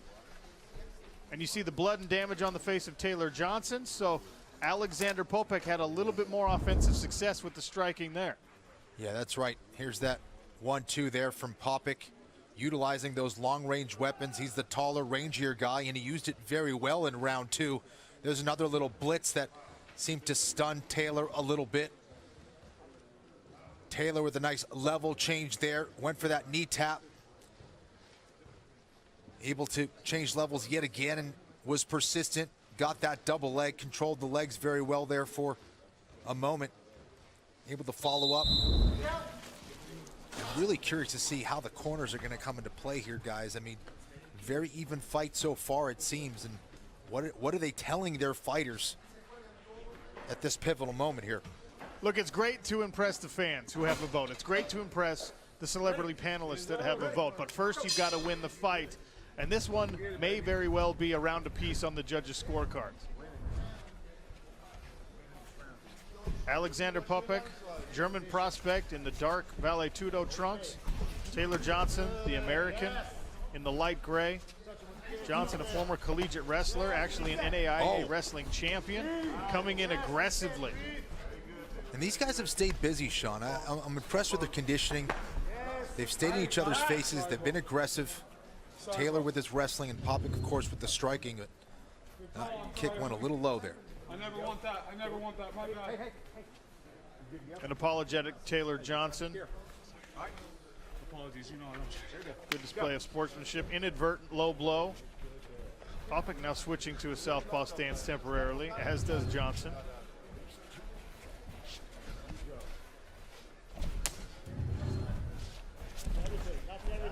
Body kick, then a high kick from Alexander Popek. Another body kick from Taylor Johnson.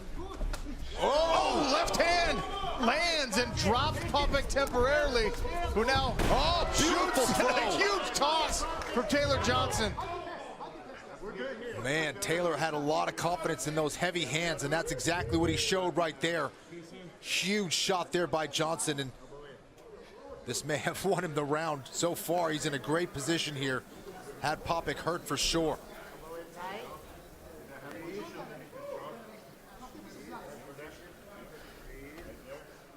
Tell you what, Kenny, equally impressive to that left hand landing was the counter wrestling and the high amplitude toss. Yeah, that was a beautiful throw. Wow.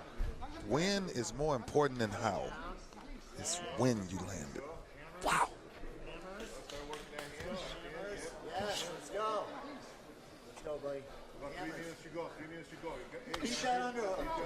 If you're Alexander Popek, this is not a place you want to be, under a former All-American and national champion wrestler in half guard. No, he's trying to work for that underhook. See if he can get to the side of his hip and get back to his feet here. Taylor knows exactly what he wants to do, though, and doing a good job of winning head position, getting that underhook back, and driving that forearm into the neck of Popek.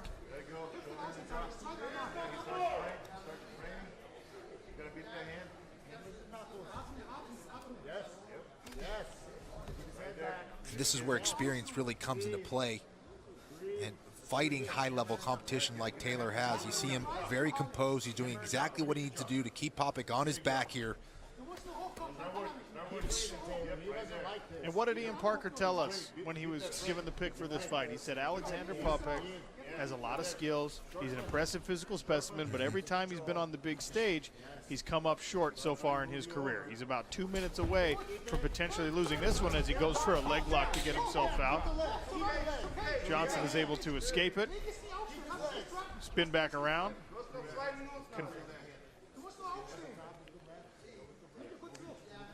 Ian Parker, you told us that Popek comes up short in situations like this one when you were picking this fight. Is the same thing happening right now? It looks that way. And, you know, we talked about Taylor Johnson's IQ, what he had to get done here. And, you know, the first round he leaned on his wrestling.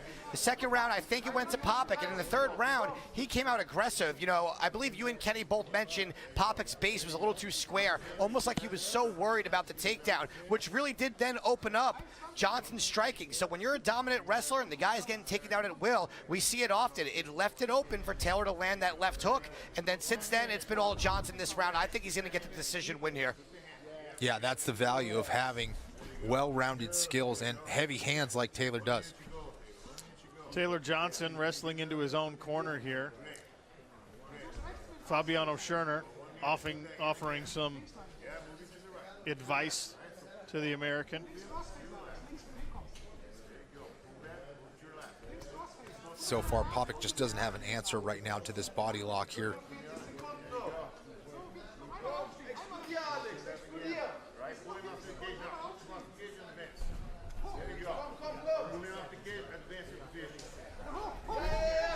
Popek able to get himself out the window, and now beautiful back take. Taylor Johnson has 30 seconds left to try and sneak a finish in. Popek's got to be careful as he's bridging. He's opening up that space underneath the neck. Taylor might be able to get a finish here. Gets right into mount. Nice transition there by Johnson. Strong right hand and then a left from Taylor Johnson, who now pours it on. Oh, yeah.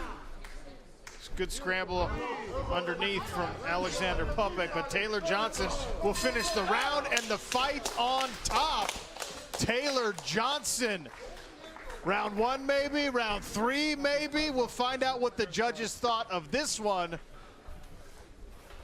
Wow. Man. I'm talking about Taylor Johnson's game, brawler. He's a straight brawler. He is so dominant on the ground, Ty, that, wow. But he also appreciated the moment. Yeah. He went out there and said, I got to get this round. Yeah. He went out there and got that round. He took that round. Absolutely. For sure.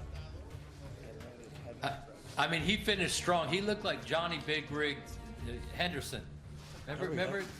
Yeah. He clipped him on the top of his head and took him down and wrestled and brought it home. Wow. Brought that Johnson & Johnson. So our celebrity panelists seem to think that Taylor Johnson did enough. We'll find out what the official commission judges think when we return.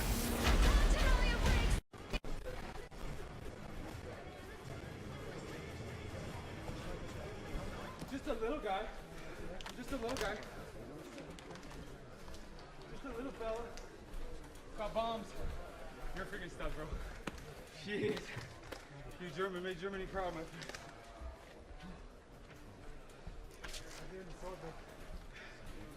So lucky. Hey, good straight long. You felt that one? Hey. You're so big, dude. Big boys. We gotta gain a little weight. We gotta put some size on. Thank you, guys. Thank you all. Hi. I forgot. This is why I love this stuff so much.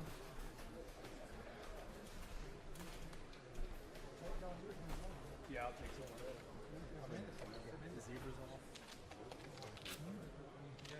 I have ears. I have ears.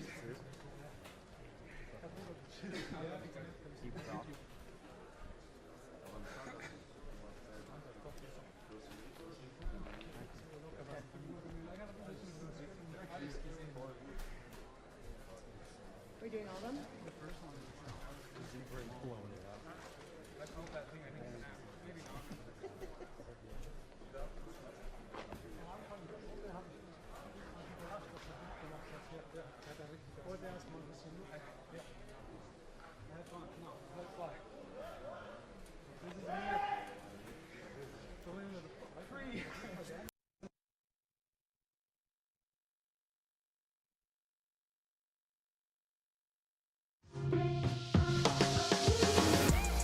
No chill. NBA legend Gilbert Arenas and his co-host Twitter sensation Josiah Johnson give an insider's perspective on everything happening in the world of basketball. Football Sports Network and wherever you get your podcasts. Take a look at our Cagenomics post-fight stats brought to you by the Air Force Reserve. Taylor Johnson, 3 takedowns, but the striking and the advantage of Alexander Popek. Not really a big surprise there. He's a striking specialist, but the wrestler with those 3 takedowns, very impactful in this fight. Take a look at our damage meter brought to you by CarParts.com. Alexander Popek, for 23 strikes to the head. His left leg absorbed some. You saw the body taking some of those kicks from Taylor Johnson as well.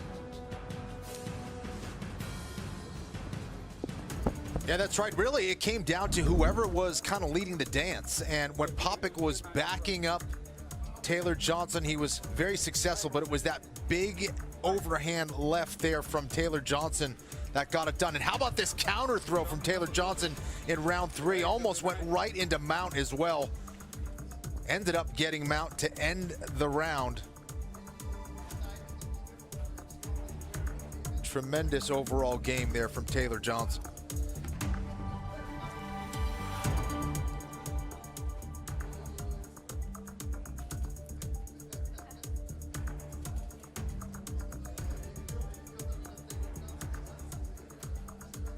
And here's that beautiful back take there from Taylor Johnson.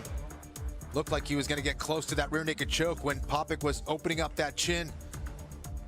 But didn't matter. He's able to transition very well and get right into mount. Showed some good experience there and patience and composure. Did it come down to that round 3? Sean, back to you. Thank you, Kenny. After 3 rounds, we go to the judges' scorecards. All 3 judges score at 29-28 for your winner, Taylor Tombstone Johnson. Thank you. Thank you. And thank this freaking guy, man. Holy crap. Bless you, man. Bless you. You're freaking stuff. Oh my gosh. All right, Taylor Johnson. Dude, you guys are tough, man. Holy crap. Thank you. Thank you. God bless you guys. All right, PFL Challenger Series debut successful. Let's talk about the strategy. Used the wrestling in round number 1. Round 2 seemed content mostly to stand, and then back to the wrestling in round 3. My goal was this fight, win, lose, or draw. I was going to come out and try to be a master and control myself. If anyone's watched my previous fights, I come out like a wild man, trying to body people in the first round. But, you know, this is a tough opponent. Many of the guys I'm going to face are going to be tough. So putting 15 minutes worth of work together is what's important. I tried to display that in this fight. Well, in the 3rd round, you were able to clip him with that winging left hand. Did you think you'd be able to get the finish after that? Potentially. But, again, I'm trying to force things. I might not have been able to hold top position and, you know, keep dominating there. So trying to be more intelligent, not such a, I guess, a beast, you could say. All right, well, a win is a win. Let's see what the celebrity panelists thought about it. JSB? Sean, Taylor Johnson with a dominant 3rd round. Ray, we saw the reactions. What was unique about his performance? Taylor Johnson's ground game is out of control. I love what he does when he get people on the ground. Tyron Woodley, what stood out about his performance tonight? I mean, we're not going to sit and act like we didn't just see him with the Shakira hips during the announcement, but he utilized that for the hip throw. He utilized that for the takedown. Utilized it to get out of bad position. So him utilizing his wrestling background really got him the victory tonight. Absolutely. Hands down. Piven, does this guy still scare you coming out of his car? Absolutely. You set up that takedown with that overhand left, and just like your tattoo says, you are relentless. All right, thanks, guys. Sean, back to you. All right, thank you, gentlemen and Julie. All right, so Taran Woodley said you got the Shakira hips. The hips don't lie. Jeremy Piven told us that if a guy like you gets out of his car on the freeway, it's going to be a bad day. You're not the type of guy that's going to get out of his car on the freeway. If someone's in danger, I will be the first out to make sure nothing goes bad. But no, I try to keep my cool, man. Smiles is what you see. Taylor Johnson, hero and winner tonight on the PFL Challenger Series. Will it be enough to impress the fans? Don't forget to go vote. The celebrity panelists seem to like it. One more fight to go here before we're done in light heavyweight action on the PFL Challenger Series. There's Josh Silvera, son of a legendary coach, but looking to write his own legacy in the sport of mixed martial arts. And Muhammad Guma came all the way from Cairo for this opportunity. He has no intention of going home empty-handed.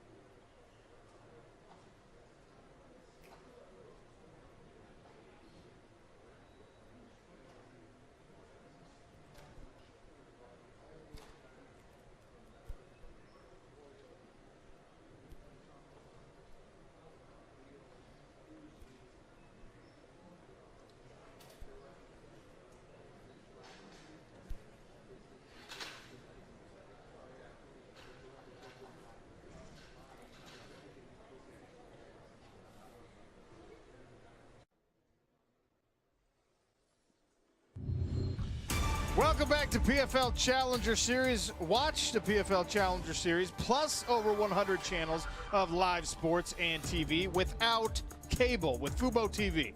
Visit FuboTV.com/PFL. Julie Stewart-Banks, how are things going over there? Well, Sean, we have had 3 very exciting fights so far with 1 left to come, but everyone is talking about one that really stands out, and that is, of course, Travis Davis taking on a Brucy Soto. This one started off different. Davis had a tight guillotine choke on Brucy Soto, who got out of it, and then he had a knockout by flying knee with a coffin nail to end it. And in the words of Tyron Woodley, he chose to be competitive. So Brucy Soto really impressing our celebrity panel tonight. Sean. Thank you, Julie Stewart-Banks. So Brucy Soto with a big finish. We've had a couple of decision victories as well. Carl with a K. Williams, Taylor Johnson, both victorious. One more fight to go, and Josh Silvera, our biggest favorite tonight. By the way, Ian Parker, he picked Taylor Johnson. He picked Brucy Soto, and you saw him adjusting to the live odds to pick Carl Williams. So a lot of great advice from our betting expert, Ian Parker, so far tonight. Our final bout of the evening brought to you by Columbia Care. Josh Silvera, training out of American Top Team, a 2-division champion in LFA, and Muhammad Guma, the knockout artist, representing South Sudan, training now in Cairo, Egypt, one of the most coveted prospects from the Middle Eastern region of mixed martial arts worldwide. How are we calling this one, Ian Parker? Please help me. Sean, I am happy to help. So look, we got the odds here are a little crazy. Minus 1,500 earlier. Josh Silvera was only minus 600, so I was all about getting him in the parlay, but now he's ventured off into the Kayla Harrison betting odds. So at minus 1,500 and only a $6 profit, that doesn't work for me. However, our good friend Ray Lewis told me off camera, take my wallet, take my money, and do whatever you want with it. So I'm gonna bet $1 million right here. Let's punch it in. $1 million on Josh Silvera, because I don't mind making $66,000 profit. So Ray, don't worry about this. If we win, I'll only charge you 35%. You keep the rest, and then if we lose, we're not gonna lose. I think we're gonna be okay here. Yeah, if you lose, you can just send the ring. We'll be fine. Be careful. Ian Parker's trying to pawn Ray Lewis's Super Bowl ring. This feels like a bad strategy. He's getting reckless with that betting big board. I don't want to get punched by that ring. I mean, you crazy? Come on, Ian. Oh, man. Thing's beautiful.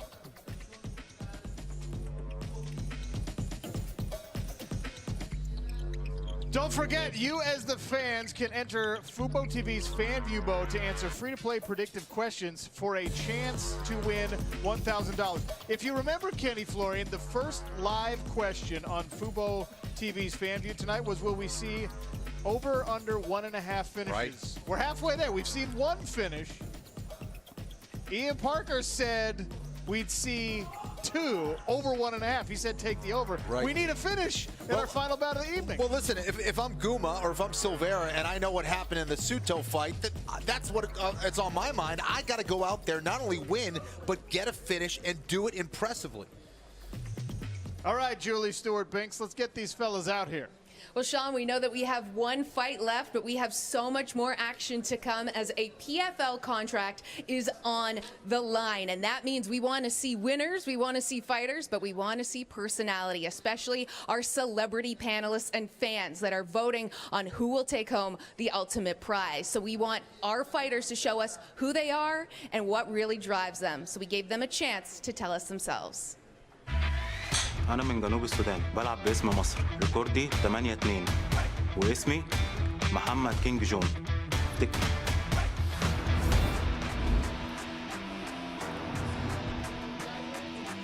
All right, here he comes. Talk to me, Ty. My man said remember his name. Remember me. Listen. I can't forget that. When somebody says remember your name, This is the proving ground. Yes. This is the moment. And it's great that we had it. This has never been done before. This has never been done before. No proving ground has been set where you see the potential. Absolutely. And how they deal with the lights. Yes. We put them together. Wow. Wow. Wow. We thought of it. I'm glad you thought of it, right? Yeah.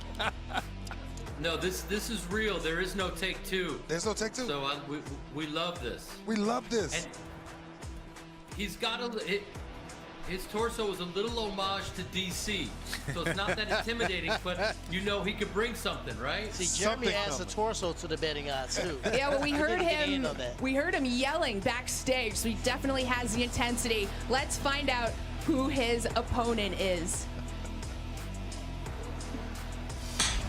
From Miami, Florida, fighting out of Coconut Creek with a record of 7-0, 2 knockouts, 4 submissions, 2-time LFA champion, middleweight and light heavyweight, Josh Sivada.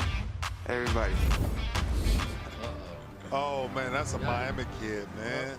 Yeah, look, we got a problem here because we got Coconut Creek, we got Top Team, we have a mullet. We got a problem. We have a problem. We have a problem. And he definitely is fighting for the legacy. He is. He can say he's not all he wants, but he's fighting for the last name. He's fighting for the team he fights for. Collegiate record and his 2 belts. And he's got some fans in the house. He does. You can hear it. Yeah, yeah. I want to see him fight, really. Well, he's the son of ATT coach, former fighter Conan Silvera, but he says that he knows he's got to prove his own legacy. Sean, let's see what they got. Thank you, JSP. Thank you, celebrity panelists. Let's take a look at our tale of the tape. Brought to you by Columbia Care. Muhammad Juma, 26 years of age. Josh Sivada is 29. He's also 2 inches taller, but it is Muhammad Juma with the 3-inch reach advantage in the arms. Silvera, the longer legs. Where there is Josh Silvera, has an excellent grappling background. Not only is he a Brazilian Jiu-Jitsu black belt and son of Conan Silvera, but he also wrestled at Arizona State University. So that's a D1 program. So this guy can really get it done in the grappling department, but don't sleep on his striking as well. He's very good at integrating his striking into his grappling. You see the fight odds have slipped down there to minus 1,200 instead of minus 1,500, so Ian's reckless betting with raised money at least turns a slightly larger profit if it hits. And there is Guma, a guy out of his 8 wins, 8 are by knockout, and he likes to do it early on. So watch for an early and fast start from Guma. Our referee overseeing this final bout, Andrew Glenn. Muhammad Guma in the light gray Valetudos. Josh Sivada in the black trunks. Egypt versus Florida. Touch of the gloves and we are underway. Both men in a southpaw stance. Front kick there up high from Sivada. The left hand glances from Muhammad Guma. As you said, Kenny, this guy likes to get it done early. Big power. Ooh, nice leg kick there from Sivada. And a high kick. Yeah, Guma's very quick. Looked like one of those jabs. Surprised Silvera there. And now Silvera in on that double. Oh, Guma was holding on to the cage there a little bit, but now big slam there by Silvera. And he lands right inside control. Guma goes to his belly to get out of it, and now he's got Sivada choking Muhammad Guma. Squeezing tight, trying to get the tap here. Guma able to work back to his feet. Still sticking his fingers in that cage. Yeah, the referee that's not seeing it there from that angle. Silvera in on that body lock, though, very deep. This is going to be a big takedown right into side control. Goes Silvera.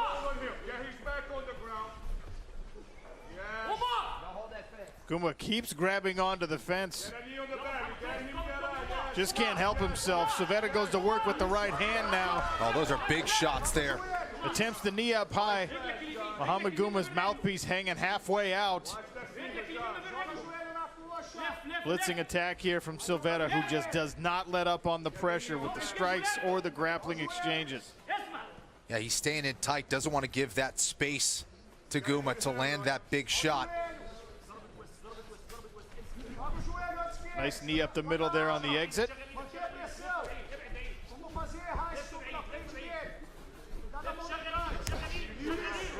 Heavy leg kick there from Sivada. Yeah, Silvera's finding good success there. Looks like a cut on the head of Sivada. I wonder where that came from. Or maybe it's just wet hair. Can't tell. 2 minutes gone already. Some energy expended by these two individuals. Another front kick there from Sivada. Snaps the head back of Muhammad Guma. Yeah, Silvera's getting caught in that medium range. He needs to be all the way out or all the way in on that takedown.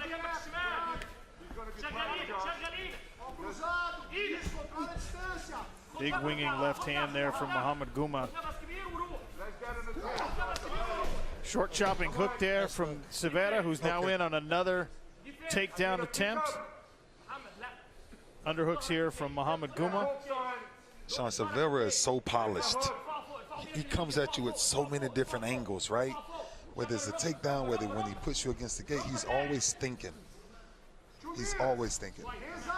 Watch, he's gonna switch it. Watch, told you, it's crazy. Absolutely is dictating the pace of this fight right now. Muhammad Guma accounting well for himself in these striking exchanges, though. Yeah, now Silvera doing a good job of getting all the way out, though. Just took a shot to the groin there.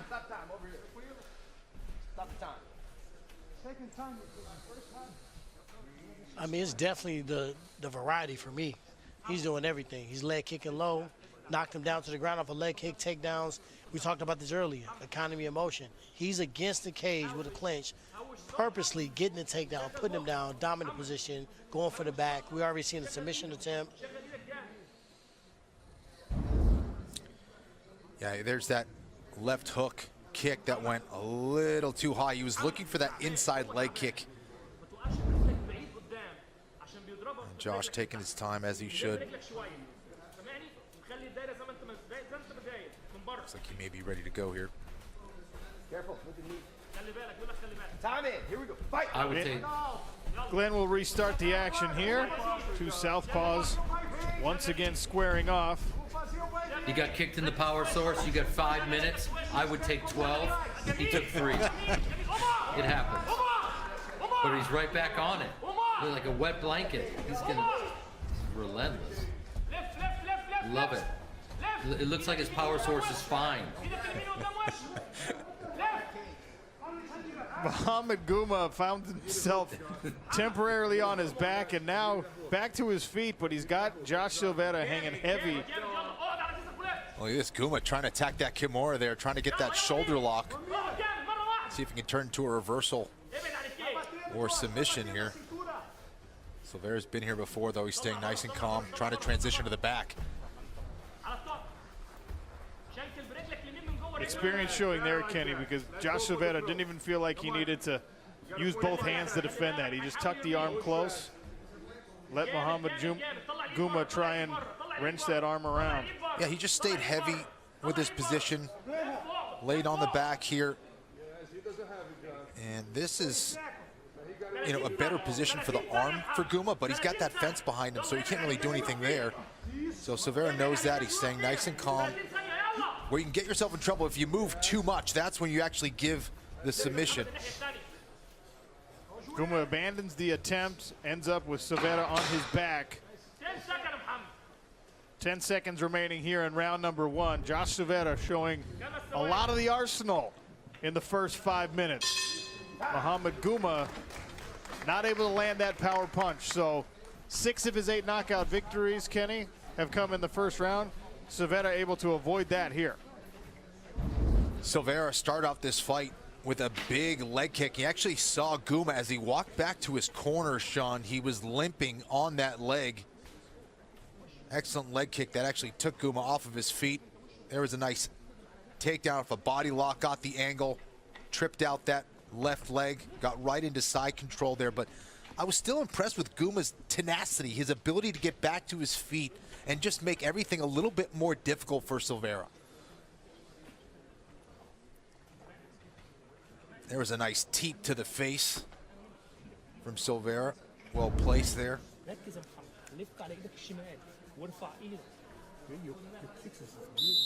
Seconds out. So 1 round gone. Remember, the goal tonight win a contract, become a millionaire. With an impressive enough performance, one of these 4 winners tonight will be invited to the PFL under contract, either on a developmental level where they participate in showcase fights, or if you do enough, perhaps an invitation to the PFL regular season starting in April. Guma coming in behind 1s and 2s again. Nice work by Silvera to avoid it. Tosses a knee up the middle. And another. And another. Guma able to avoid the majority of the damage from those knees. And that's that middle range where Silvera really needs to watch out there. This is where he should level change and go for that double leg. Guma with a shot to the body there, a hook to the body.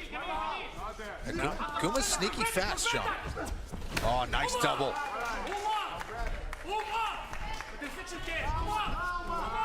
Uh-oh, look at this. Guma getting on top here.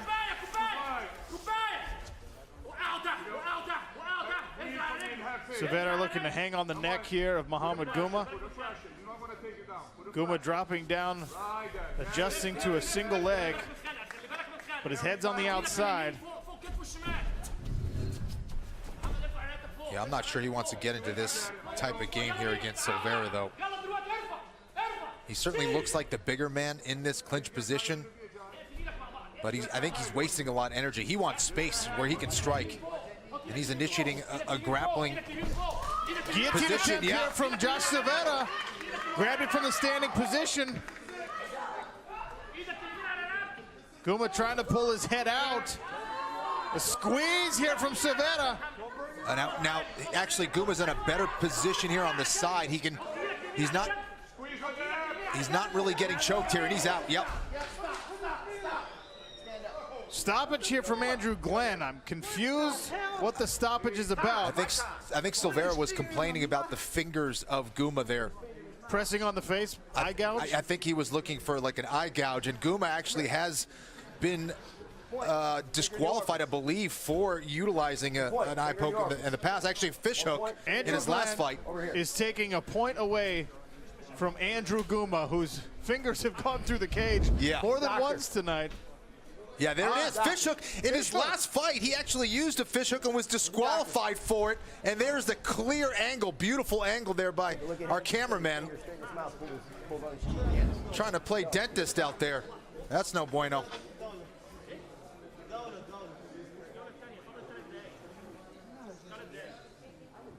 Unbelievable. That type of stuff happens at the bottom of an NFL pile all the time. It's not one-on-one, though. It's a big pile. So, oh, my goodness. He had his whole jaw. Are there any specific rules in the NFL that you're not allowed to do that? Because in MMA, fish hooking is definitely in the rule book. Not allowed. If you don't get caught, there's no rule. Oh, my man went for a complete fish hook. Yeah. Full thumb, full commitment, 100% all in. It never happened to me, but I did bite a finger one time in a fight. I got to be honest. Time in, here we go. Fight! Mouthpiece in or mouthpiece out, T-Wood? Back to the action we go. Josh Silvera, displeased to say the least with the development of that fish hook. Yeah, and given Guma's history as well, he got disqualified for a fish hook in his last fight, so that does not look very good for Guma. Head outside single attempt here from Josh Sivada. Guma trying to return the favor of that guillotine pressure that we saw Sivada attempting earlier in the round.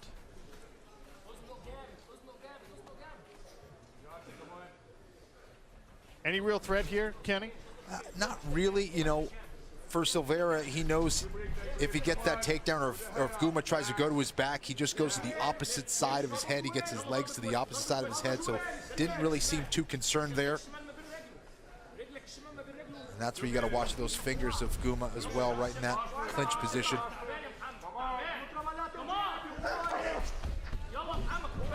Sivada with another takedown attempt. Big time favorite, Josh Sivada in this. Did we expect a more dominant performance? You know what? At least we hit the over in half a fish hook. You know, I think Silvera is playing it a little bit safe here. You know, Guma is throwing some power behind those punches. I would have liked to seen him advance his position, be able to hold it on the ground a little bit more. We still got a lot of fight left as he gets another takedown, and hopefully we'll take the back. Still a lot of time for that finish. I think Silvera is showing a well-rounded skill set. There's been a lot of cage grabs. That fish hook was definitely different, but look for Silvera. I think he still can get this fight done before the end of the fight. Well, look, Kenny, we know that 4 winners tonight get narrowed down to 2 finalists, and one of those 2 finalists look at this, Silvera trying to set up that arm triangle. Sorry, Sean. has to impress the celebrity panelists and the fans, and potentially also President of Fighter Operations Ray Sefo to be awarded a contract. As Silvera goes to the mount, can he get a finish? We saw Brucy Soto with a finish earlier tonight. Is that going to be what it takes to guarantee yourself a contract? I do. I think that's what it's going to take, and this is where he can pull it off right now with 45 seconds left to go. He can set up this arm triangle. He's got his head underneath the arm, not able to pass that elbow across, though. He elects to go back to some striking here. Josh Silvera better get Muhammad Guma's hands off his face if he doesn't want to get fish hooked again. Look at that shit. Silvera complaining again.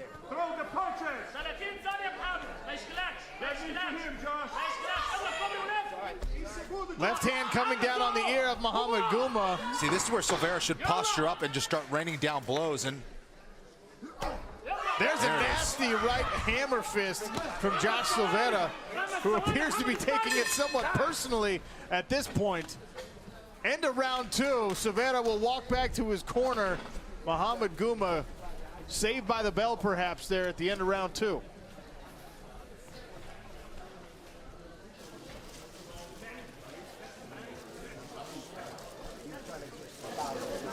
An eventful round, Kenny Florian. Yeah, a lot happened in that round, my goodness. There's Silvera with a nice double leg takedown there. Gets that top position, but Guma able to get on top there. Nice reversal there by Guma. And then Silvera attempted that guillotine, wasn't able to get that high elbow on the other side, though. Guma able to escape, and then there's that illegal move there, that fish hook from Guma. Got a point taken away from him. Ray Lewis didn't like it. Feels like Jeremy Piven might be relying on things like fish hooks and eye gouges and something like that in a fight. I don't want to put that evil on him, but it just wouldn't be outside the realm of possibility. Our third and final round here in our final light heavyweight bout of the evening. A contract potentially on the line with the PFL here in season number 4, starting in April. Josh Silvera, American top team representative and 2-division LFA champion in the black trunks. Muhammad Guma, all the way from Cairo in the gray Valet Tudos. Guma looks pretty winded here. He's starting to drop his head and just swing without really looking at the target here. Silvera with that slow pressure game, just kind of trying to eat up that space and get to that clinch position. Silvera coming in behind a couple of strikes. Both of them landed. I'd be curious to see if Josh Silvera abandoned the wrestling pursuit and just tried to strike his way to a victory here, how this might go. Again, I'm talking about being motivated for a finish because of what happened with Brucy Soto earlier and the flying knee. Silvera's got to feint his way in a little bit to try to shut down that offense from Guma. There's a nice left hand from Silvera.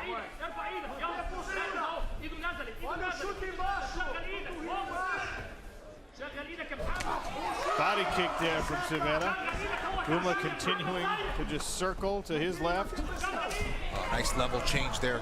Excellent timing on that from Josh Sivada. Drags Muhammad Guma to the ground. Now he's got his back. Rear naked choke looks to be in. Is it under the chin? Muhammad Guma getting flattened out, switches to the short choke. Is this the end here, Kenny Florian? Yeah, it sure is. He's underneath the neck. A squeeze from Josh Silvera. Is this it? Is this it? Is this it? Is this it? Flattens out Muhammad Guma. Guma's not tapping. Guma ain't tapping. Guma only tapping. Only tapping. Josh Sivada elicits the tap. Victorious in his PFL debut. Yeah, Silvera talking to him. With a message for Muhammad Guma after the victory. Yeah, Silvera not happy about that foul that took place in round 2. Still upset about it, and probably rightfully so. Muhammad Guma holds on to the very end and taps. He just got, listen, Silvera has too much in the arsenal. He's everywhere. He's well-rounded in a lot of things, and he just has too much, man. And Jeremy, in addition to his well-roundedness, he had the ability to deal with adversity. Grabbing on the fence, fish hooking, all different types of stuff we couldn't even see in the left corner because we was blocked. But it was a lot of illegal stuff happening. He still kept composure, got the finish. Yeah. And he was really angry, but he didn't give into his emotions, and he closed the show. Yeah. Yep. Did it really well.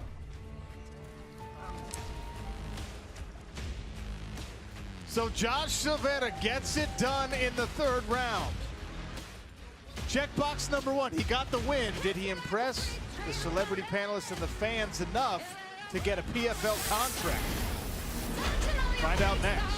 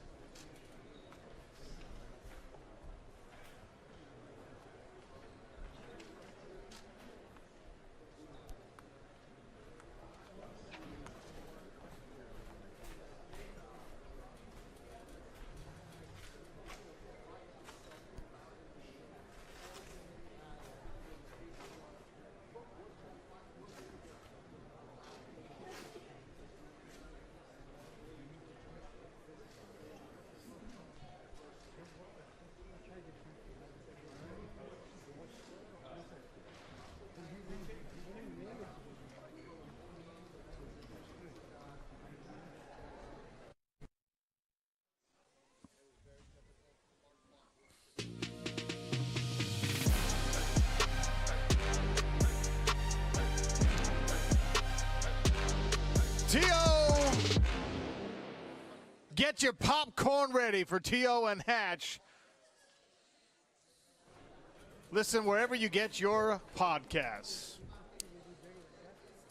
Air Force Reserve Fight Stats brought to you in our Cageonomics bundle. How about this? Josh Sivada with 6 takedowns. He landed 2/3 of his strikes. You know what I was most impressed by? The front kicks to the face. Yes. Kenny Florian, a candidate perhaps for the Columbia Care Move of the Night.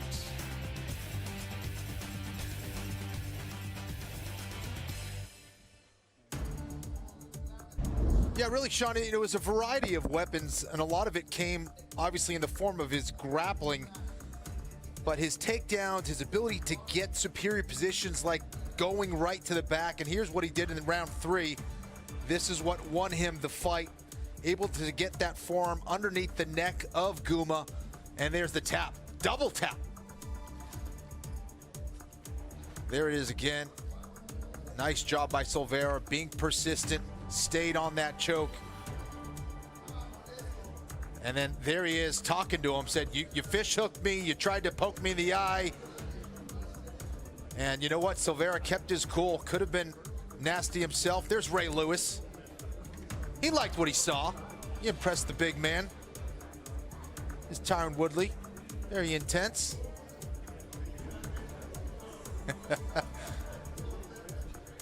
Ian Parker likes what he sees.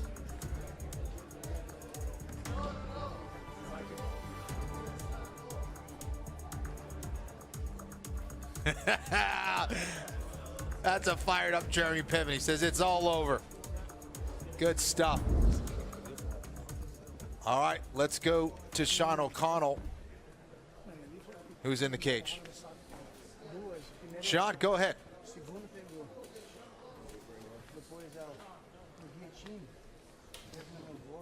All right, we'll bring our fighters to the center of the cage. Make this one official.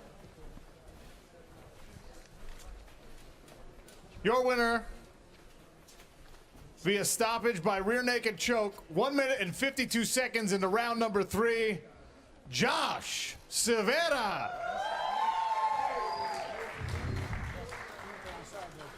I get a little emotional. Yes. Thank you. Come all day from Africa. Thank you. Thank you, guys. Impressive performance from Josh Silvera.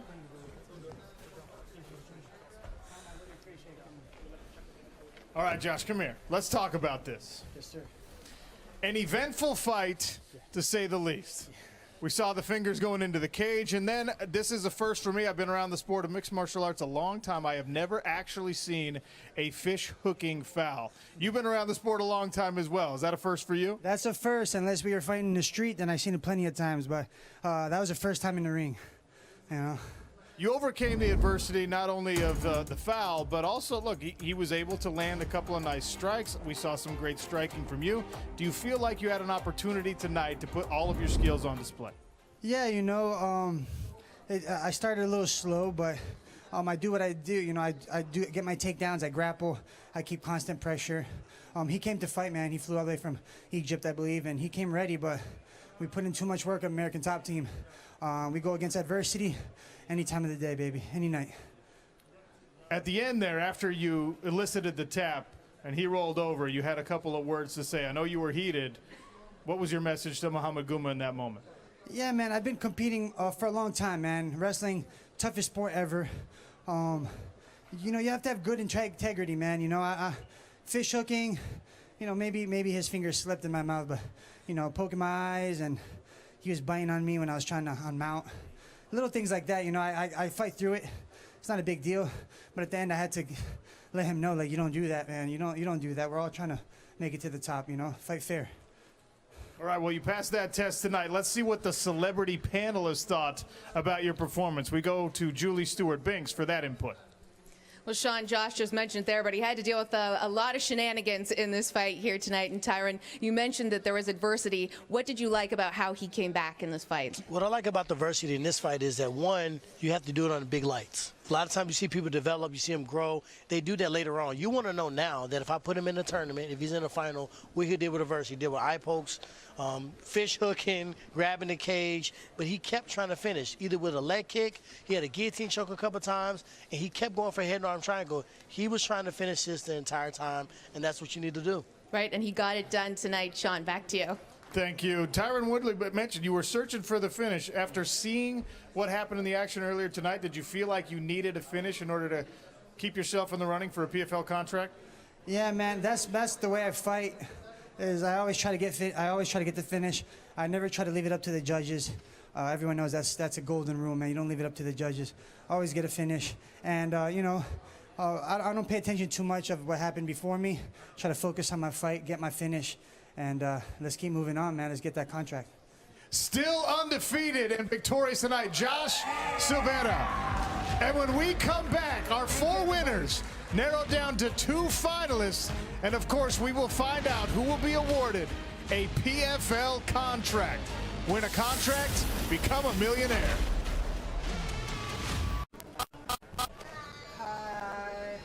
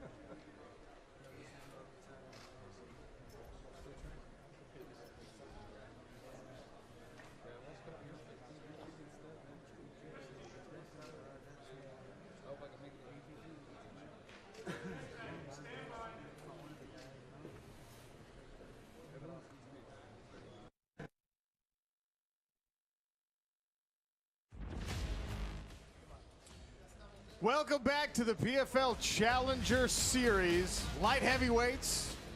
4 winners inside of our cage tonight with the president of fighter operations, Ray Sefo, our celebrity panelists, and of course, Julie Stewart-Binks. Sean, thanks so much. Now, before we name our 2 finalists, I'd like PFL President of Fighter Operations, Ray Sefo, to address our final 4 fighters. Well, first of all, I want to thank all the fighters that fought tonight. I thought everybody fought well. To the final 4, you guys showed what you got to bring, and I wish you guys the best for this final decision. Congratulations on being the final 4, and again, thanks to all the fighters that competed tonight.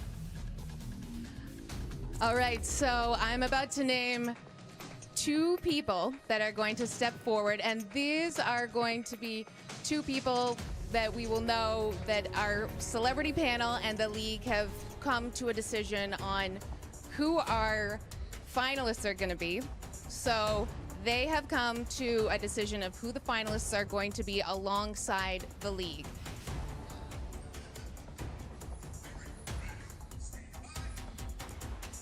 Now, if I call your name, would you please step forward? Carl with a K Williams.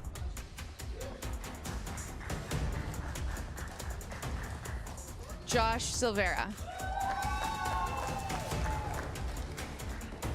Now, both of you had incredible fights tonight. It was such an incredible performance. We were all wowed with what you did. It was something that we will never forget, and I'm sure that both of you will never forget as well. Unfortunately, you 2 have been eliminated from a PFL contract here tonight. But that does not mean that your journey to the PFL is over, as there is a chance in week 8 for you to come back. Thank you very much. Please exit the cage. All right, so now we have our 2 finalists. Would you please step forward, Brucy Soto and Taylor Johnson? Thank you, Julie Stewart-Binks. Our 2 finalists, Brucy Soto, Taylor Johnson. eligible for a PFL contract here in our first night of PFL Challenger Series action at PFLMMA.com. Go cast your vote. Just to remind you, and if you're tuning in now, what got these guys into the position we find them in now, Brucy Soto, Kenny, help me out with this. The Brazilian with the leaping knee, the left hands to follow, a finish, and that was a turning of the tide. He was probably down on the scorecard early in this one. Yeah, well, he was definitely a part of the craziest fight of the night. What a comeback. Travis Davis fighting a heck of a fight, and then he pulled off that knee.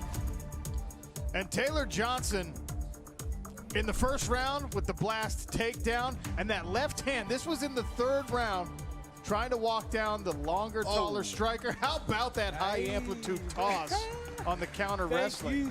Thank you. Taylor Johnson and Brucy Soto.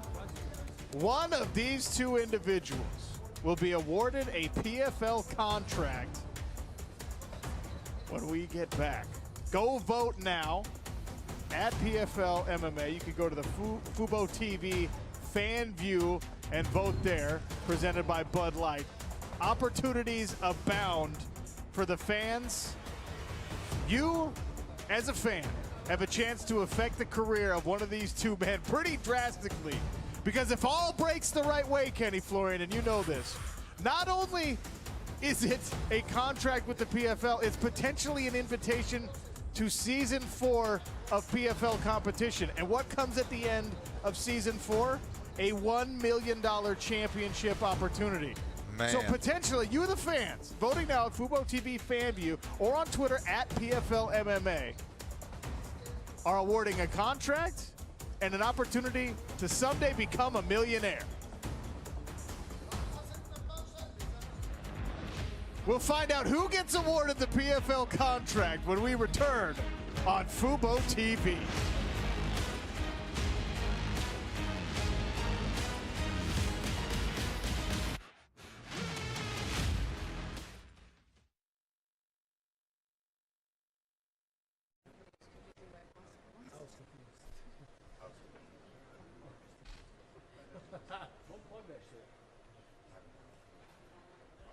They wait for me to come out of tunnel again.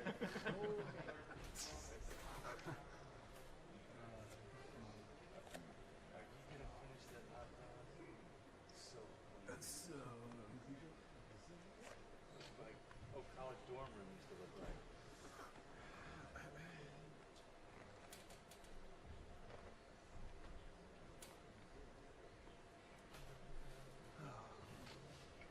Should have brought a beer out here, man.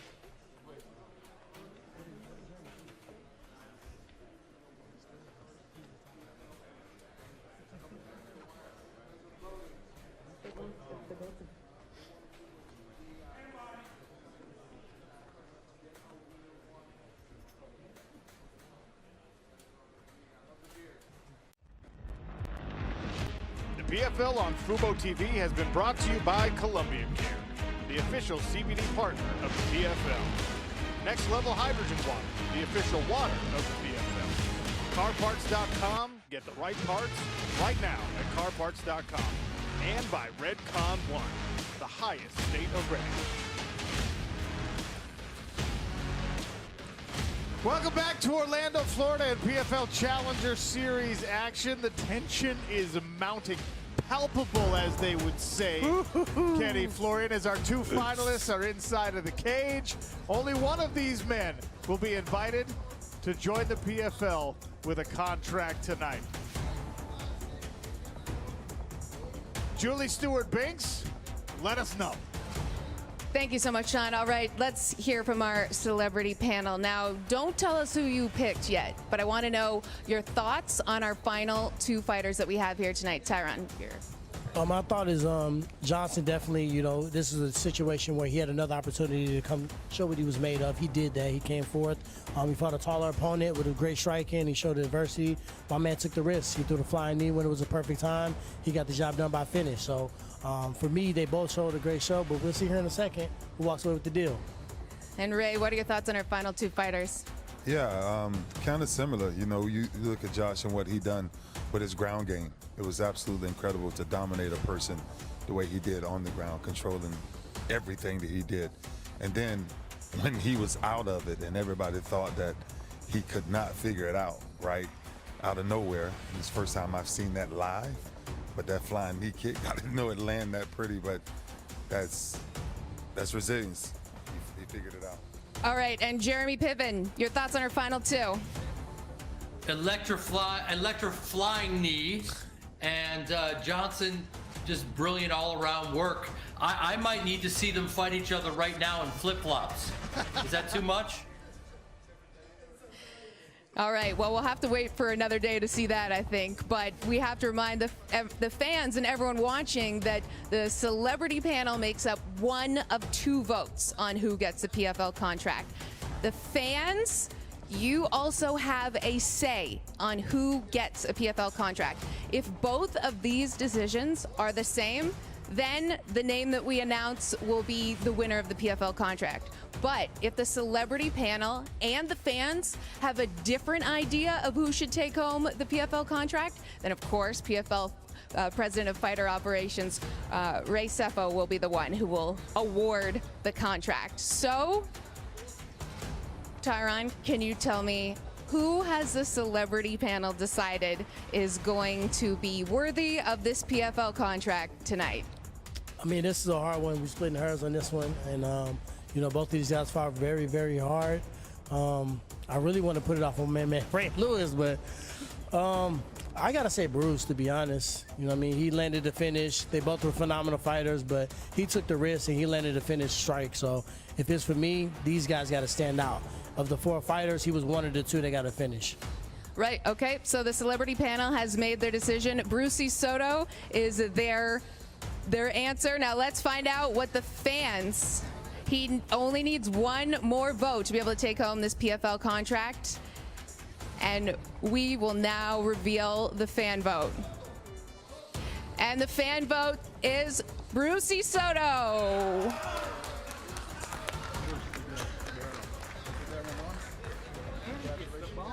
Brucy Soto. Welcome to the PFL, Brucy Soto. How about it? Celebration brought to you by Next Level. Brucy Soto journeys all the way from Brazil. That's worth the travel, a PFL contract with the flying knee and the left hands to follow it up. Kenny Florian. Absolutely, man. And he said, listen, I can make the proper adjustments. And man, did he do it at the right time, just as round one was ending. And he did it with that flying knee. Unbelievable. You know what? But wait, there's more Brucy Soto. Now it's time to award the $5,000 bonus for the Columbia Care move of the night. And tonight's 5K goes to that man right there. That's the move of the night. How about it? Right hand. Dude, those right follow-up uppercuts, my goodness.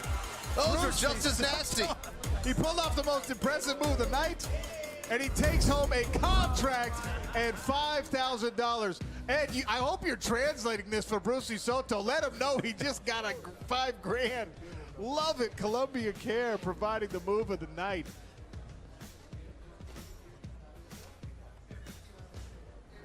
Unbelievable night here. I'm Sean O'Connell for Ian Parker and Kenny Florian and Julie Stewart-Binks and our celebrity panelists and everyone here at the PFL. Thank you for tuning in. Do not forget, next Friday, 8:30 p.m. on Fubo TV. We'll be doing this all over again, and it'll be the welterweights at Universal Studios in Orlando, Florida. Fights start at 9 p.m. Eastern, pre-show at 8:30. I'll be there. Kenny Florian will be there. You should be there too. PFL Challenger Series. We out.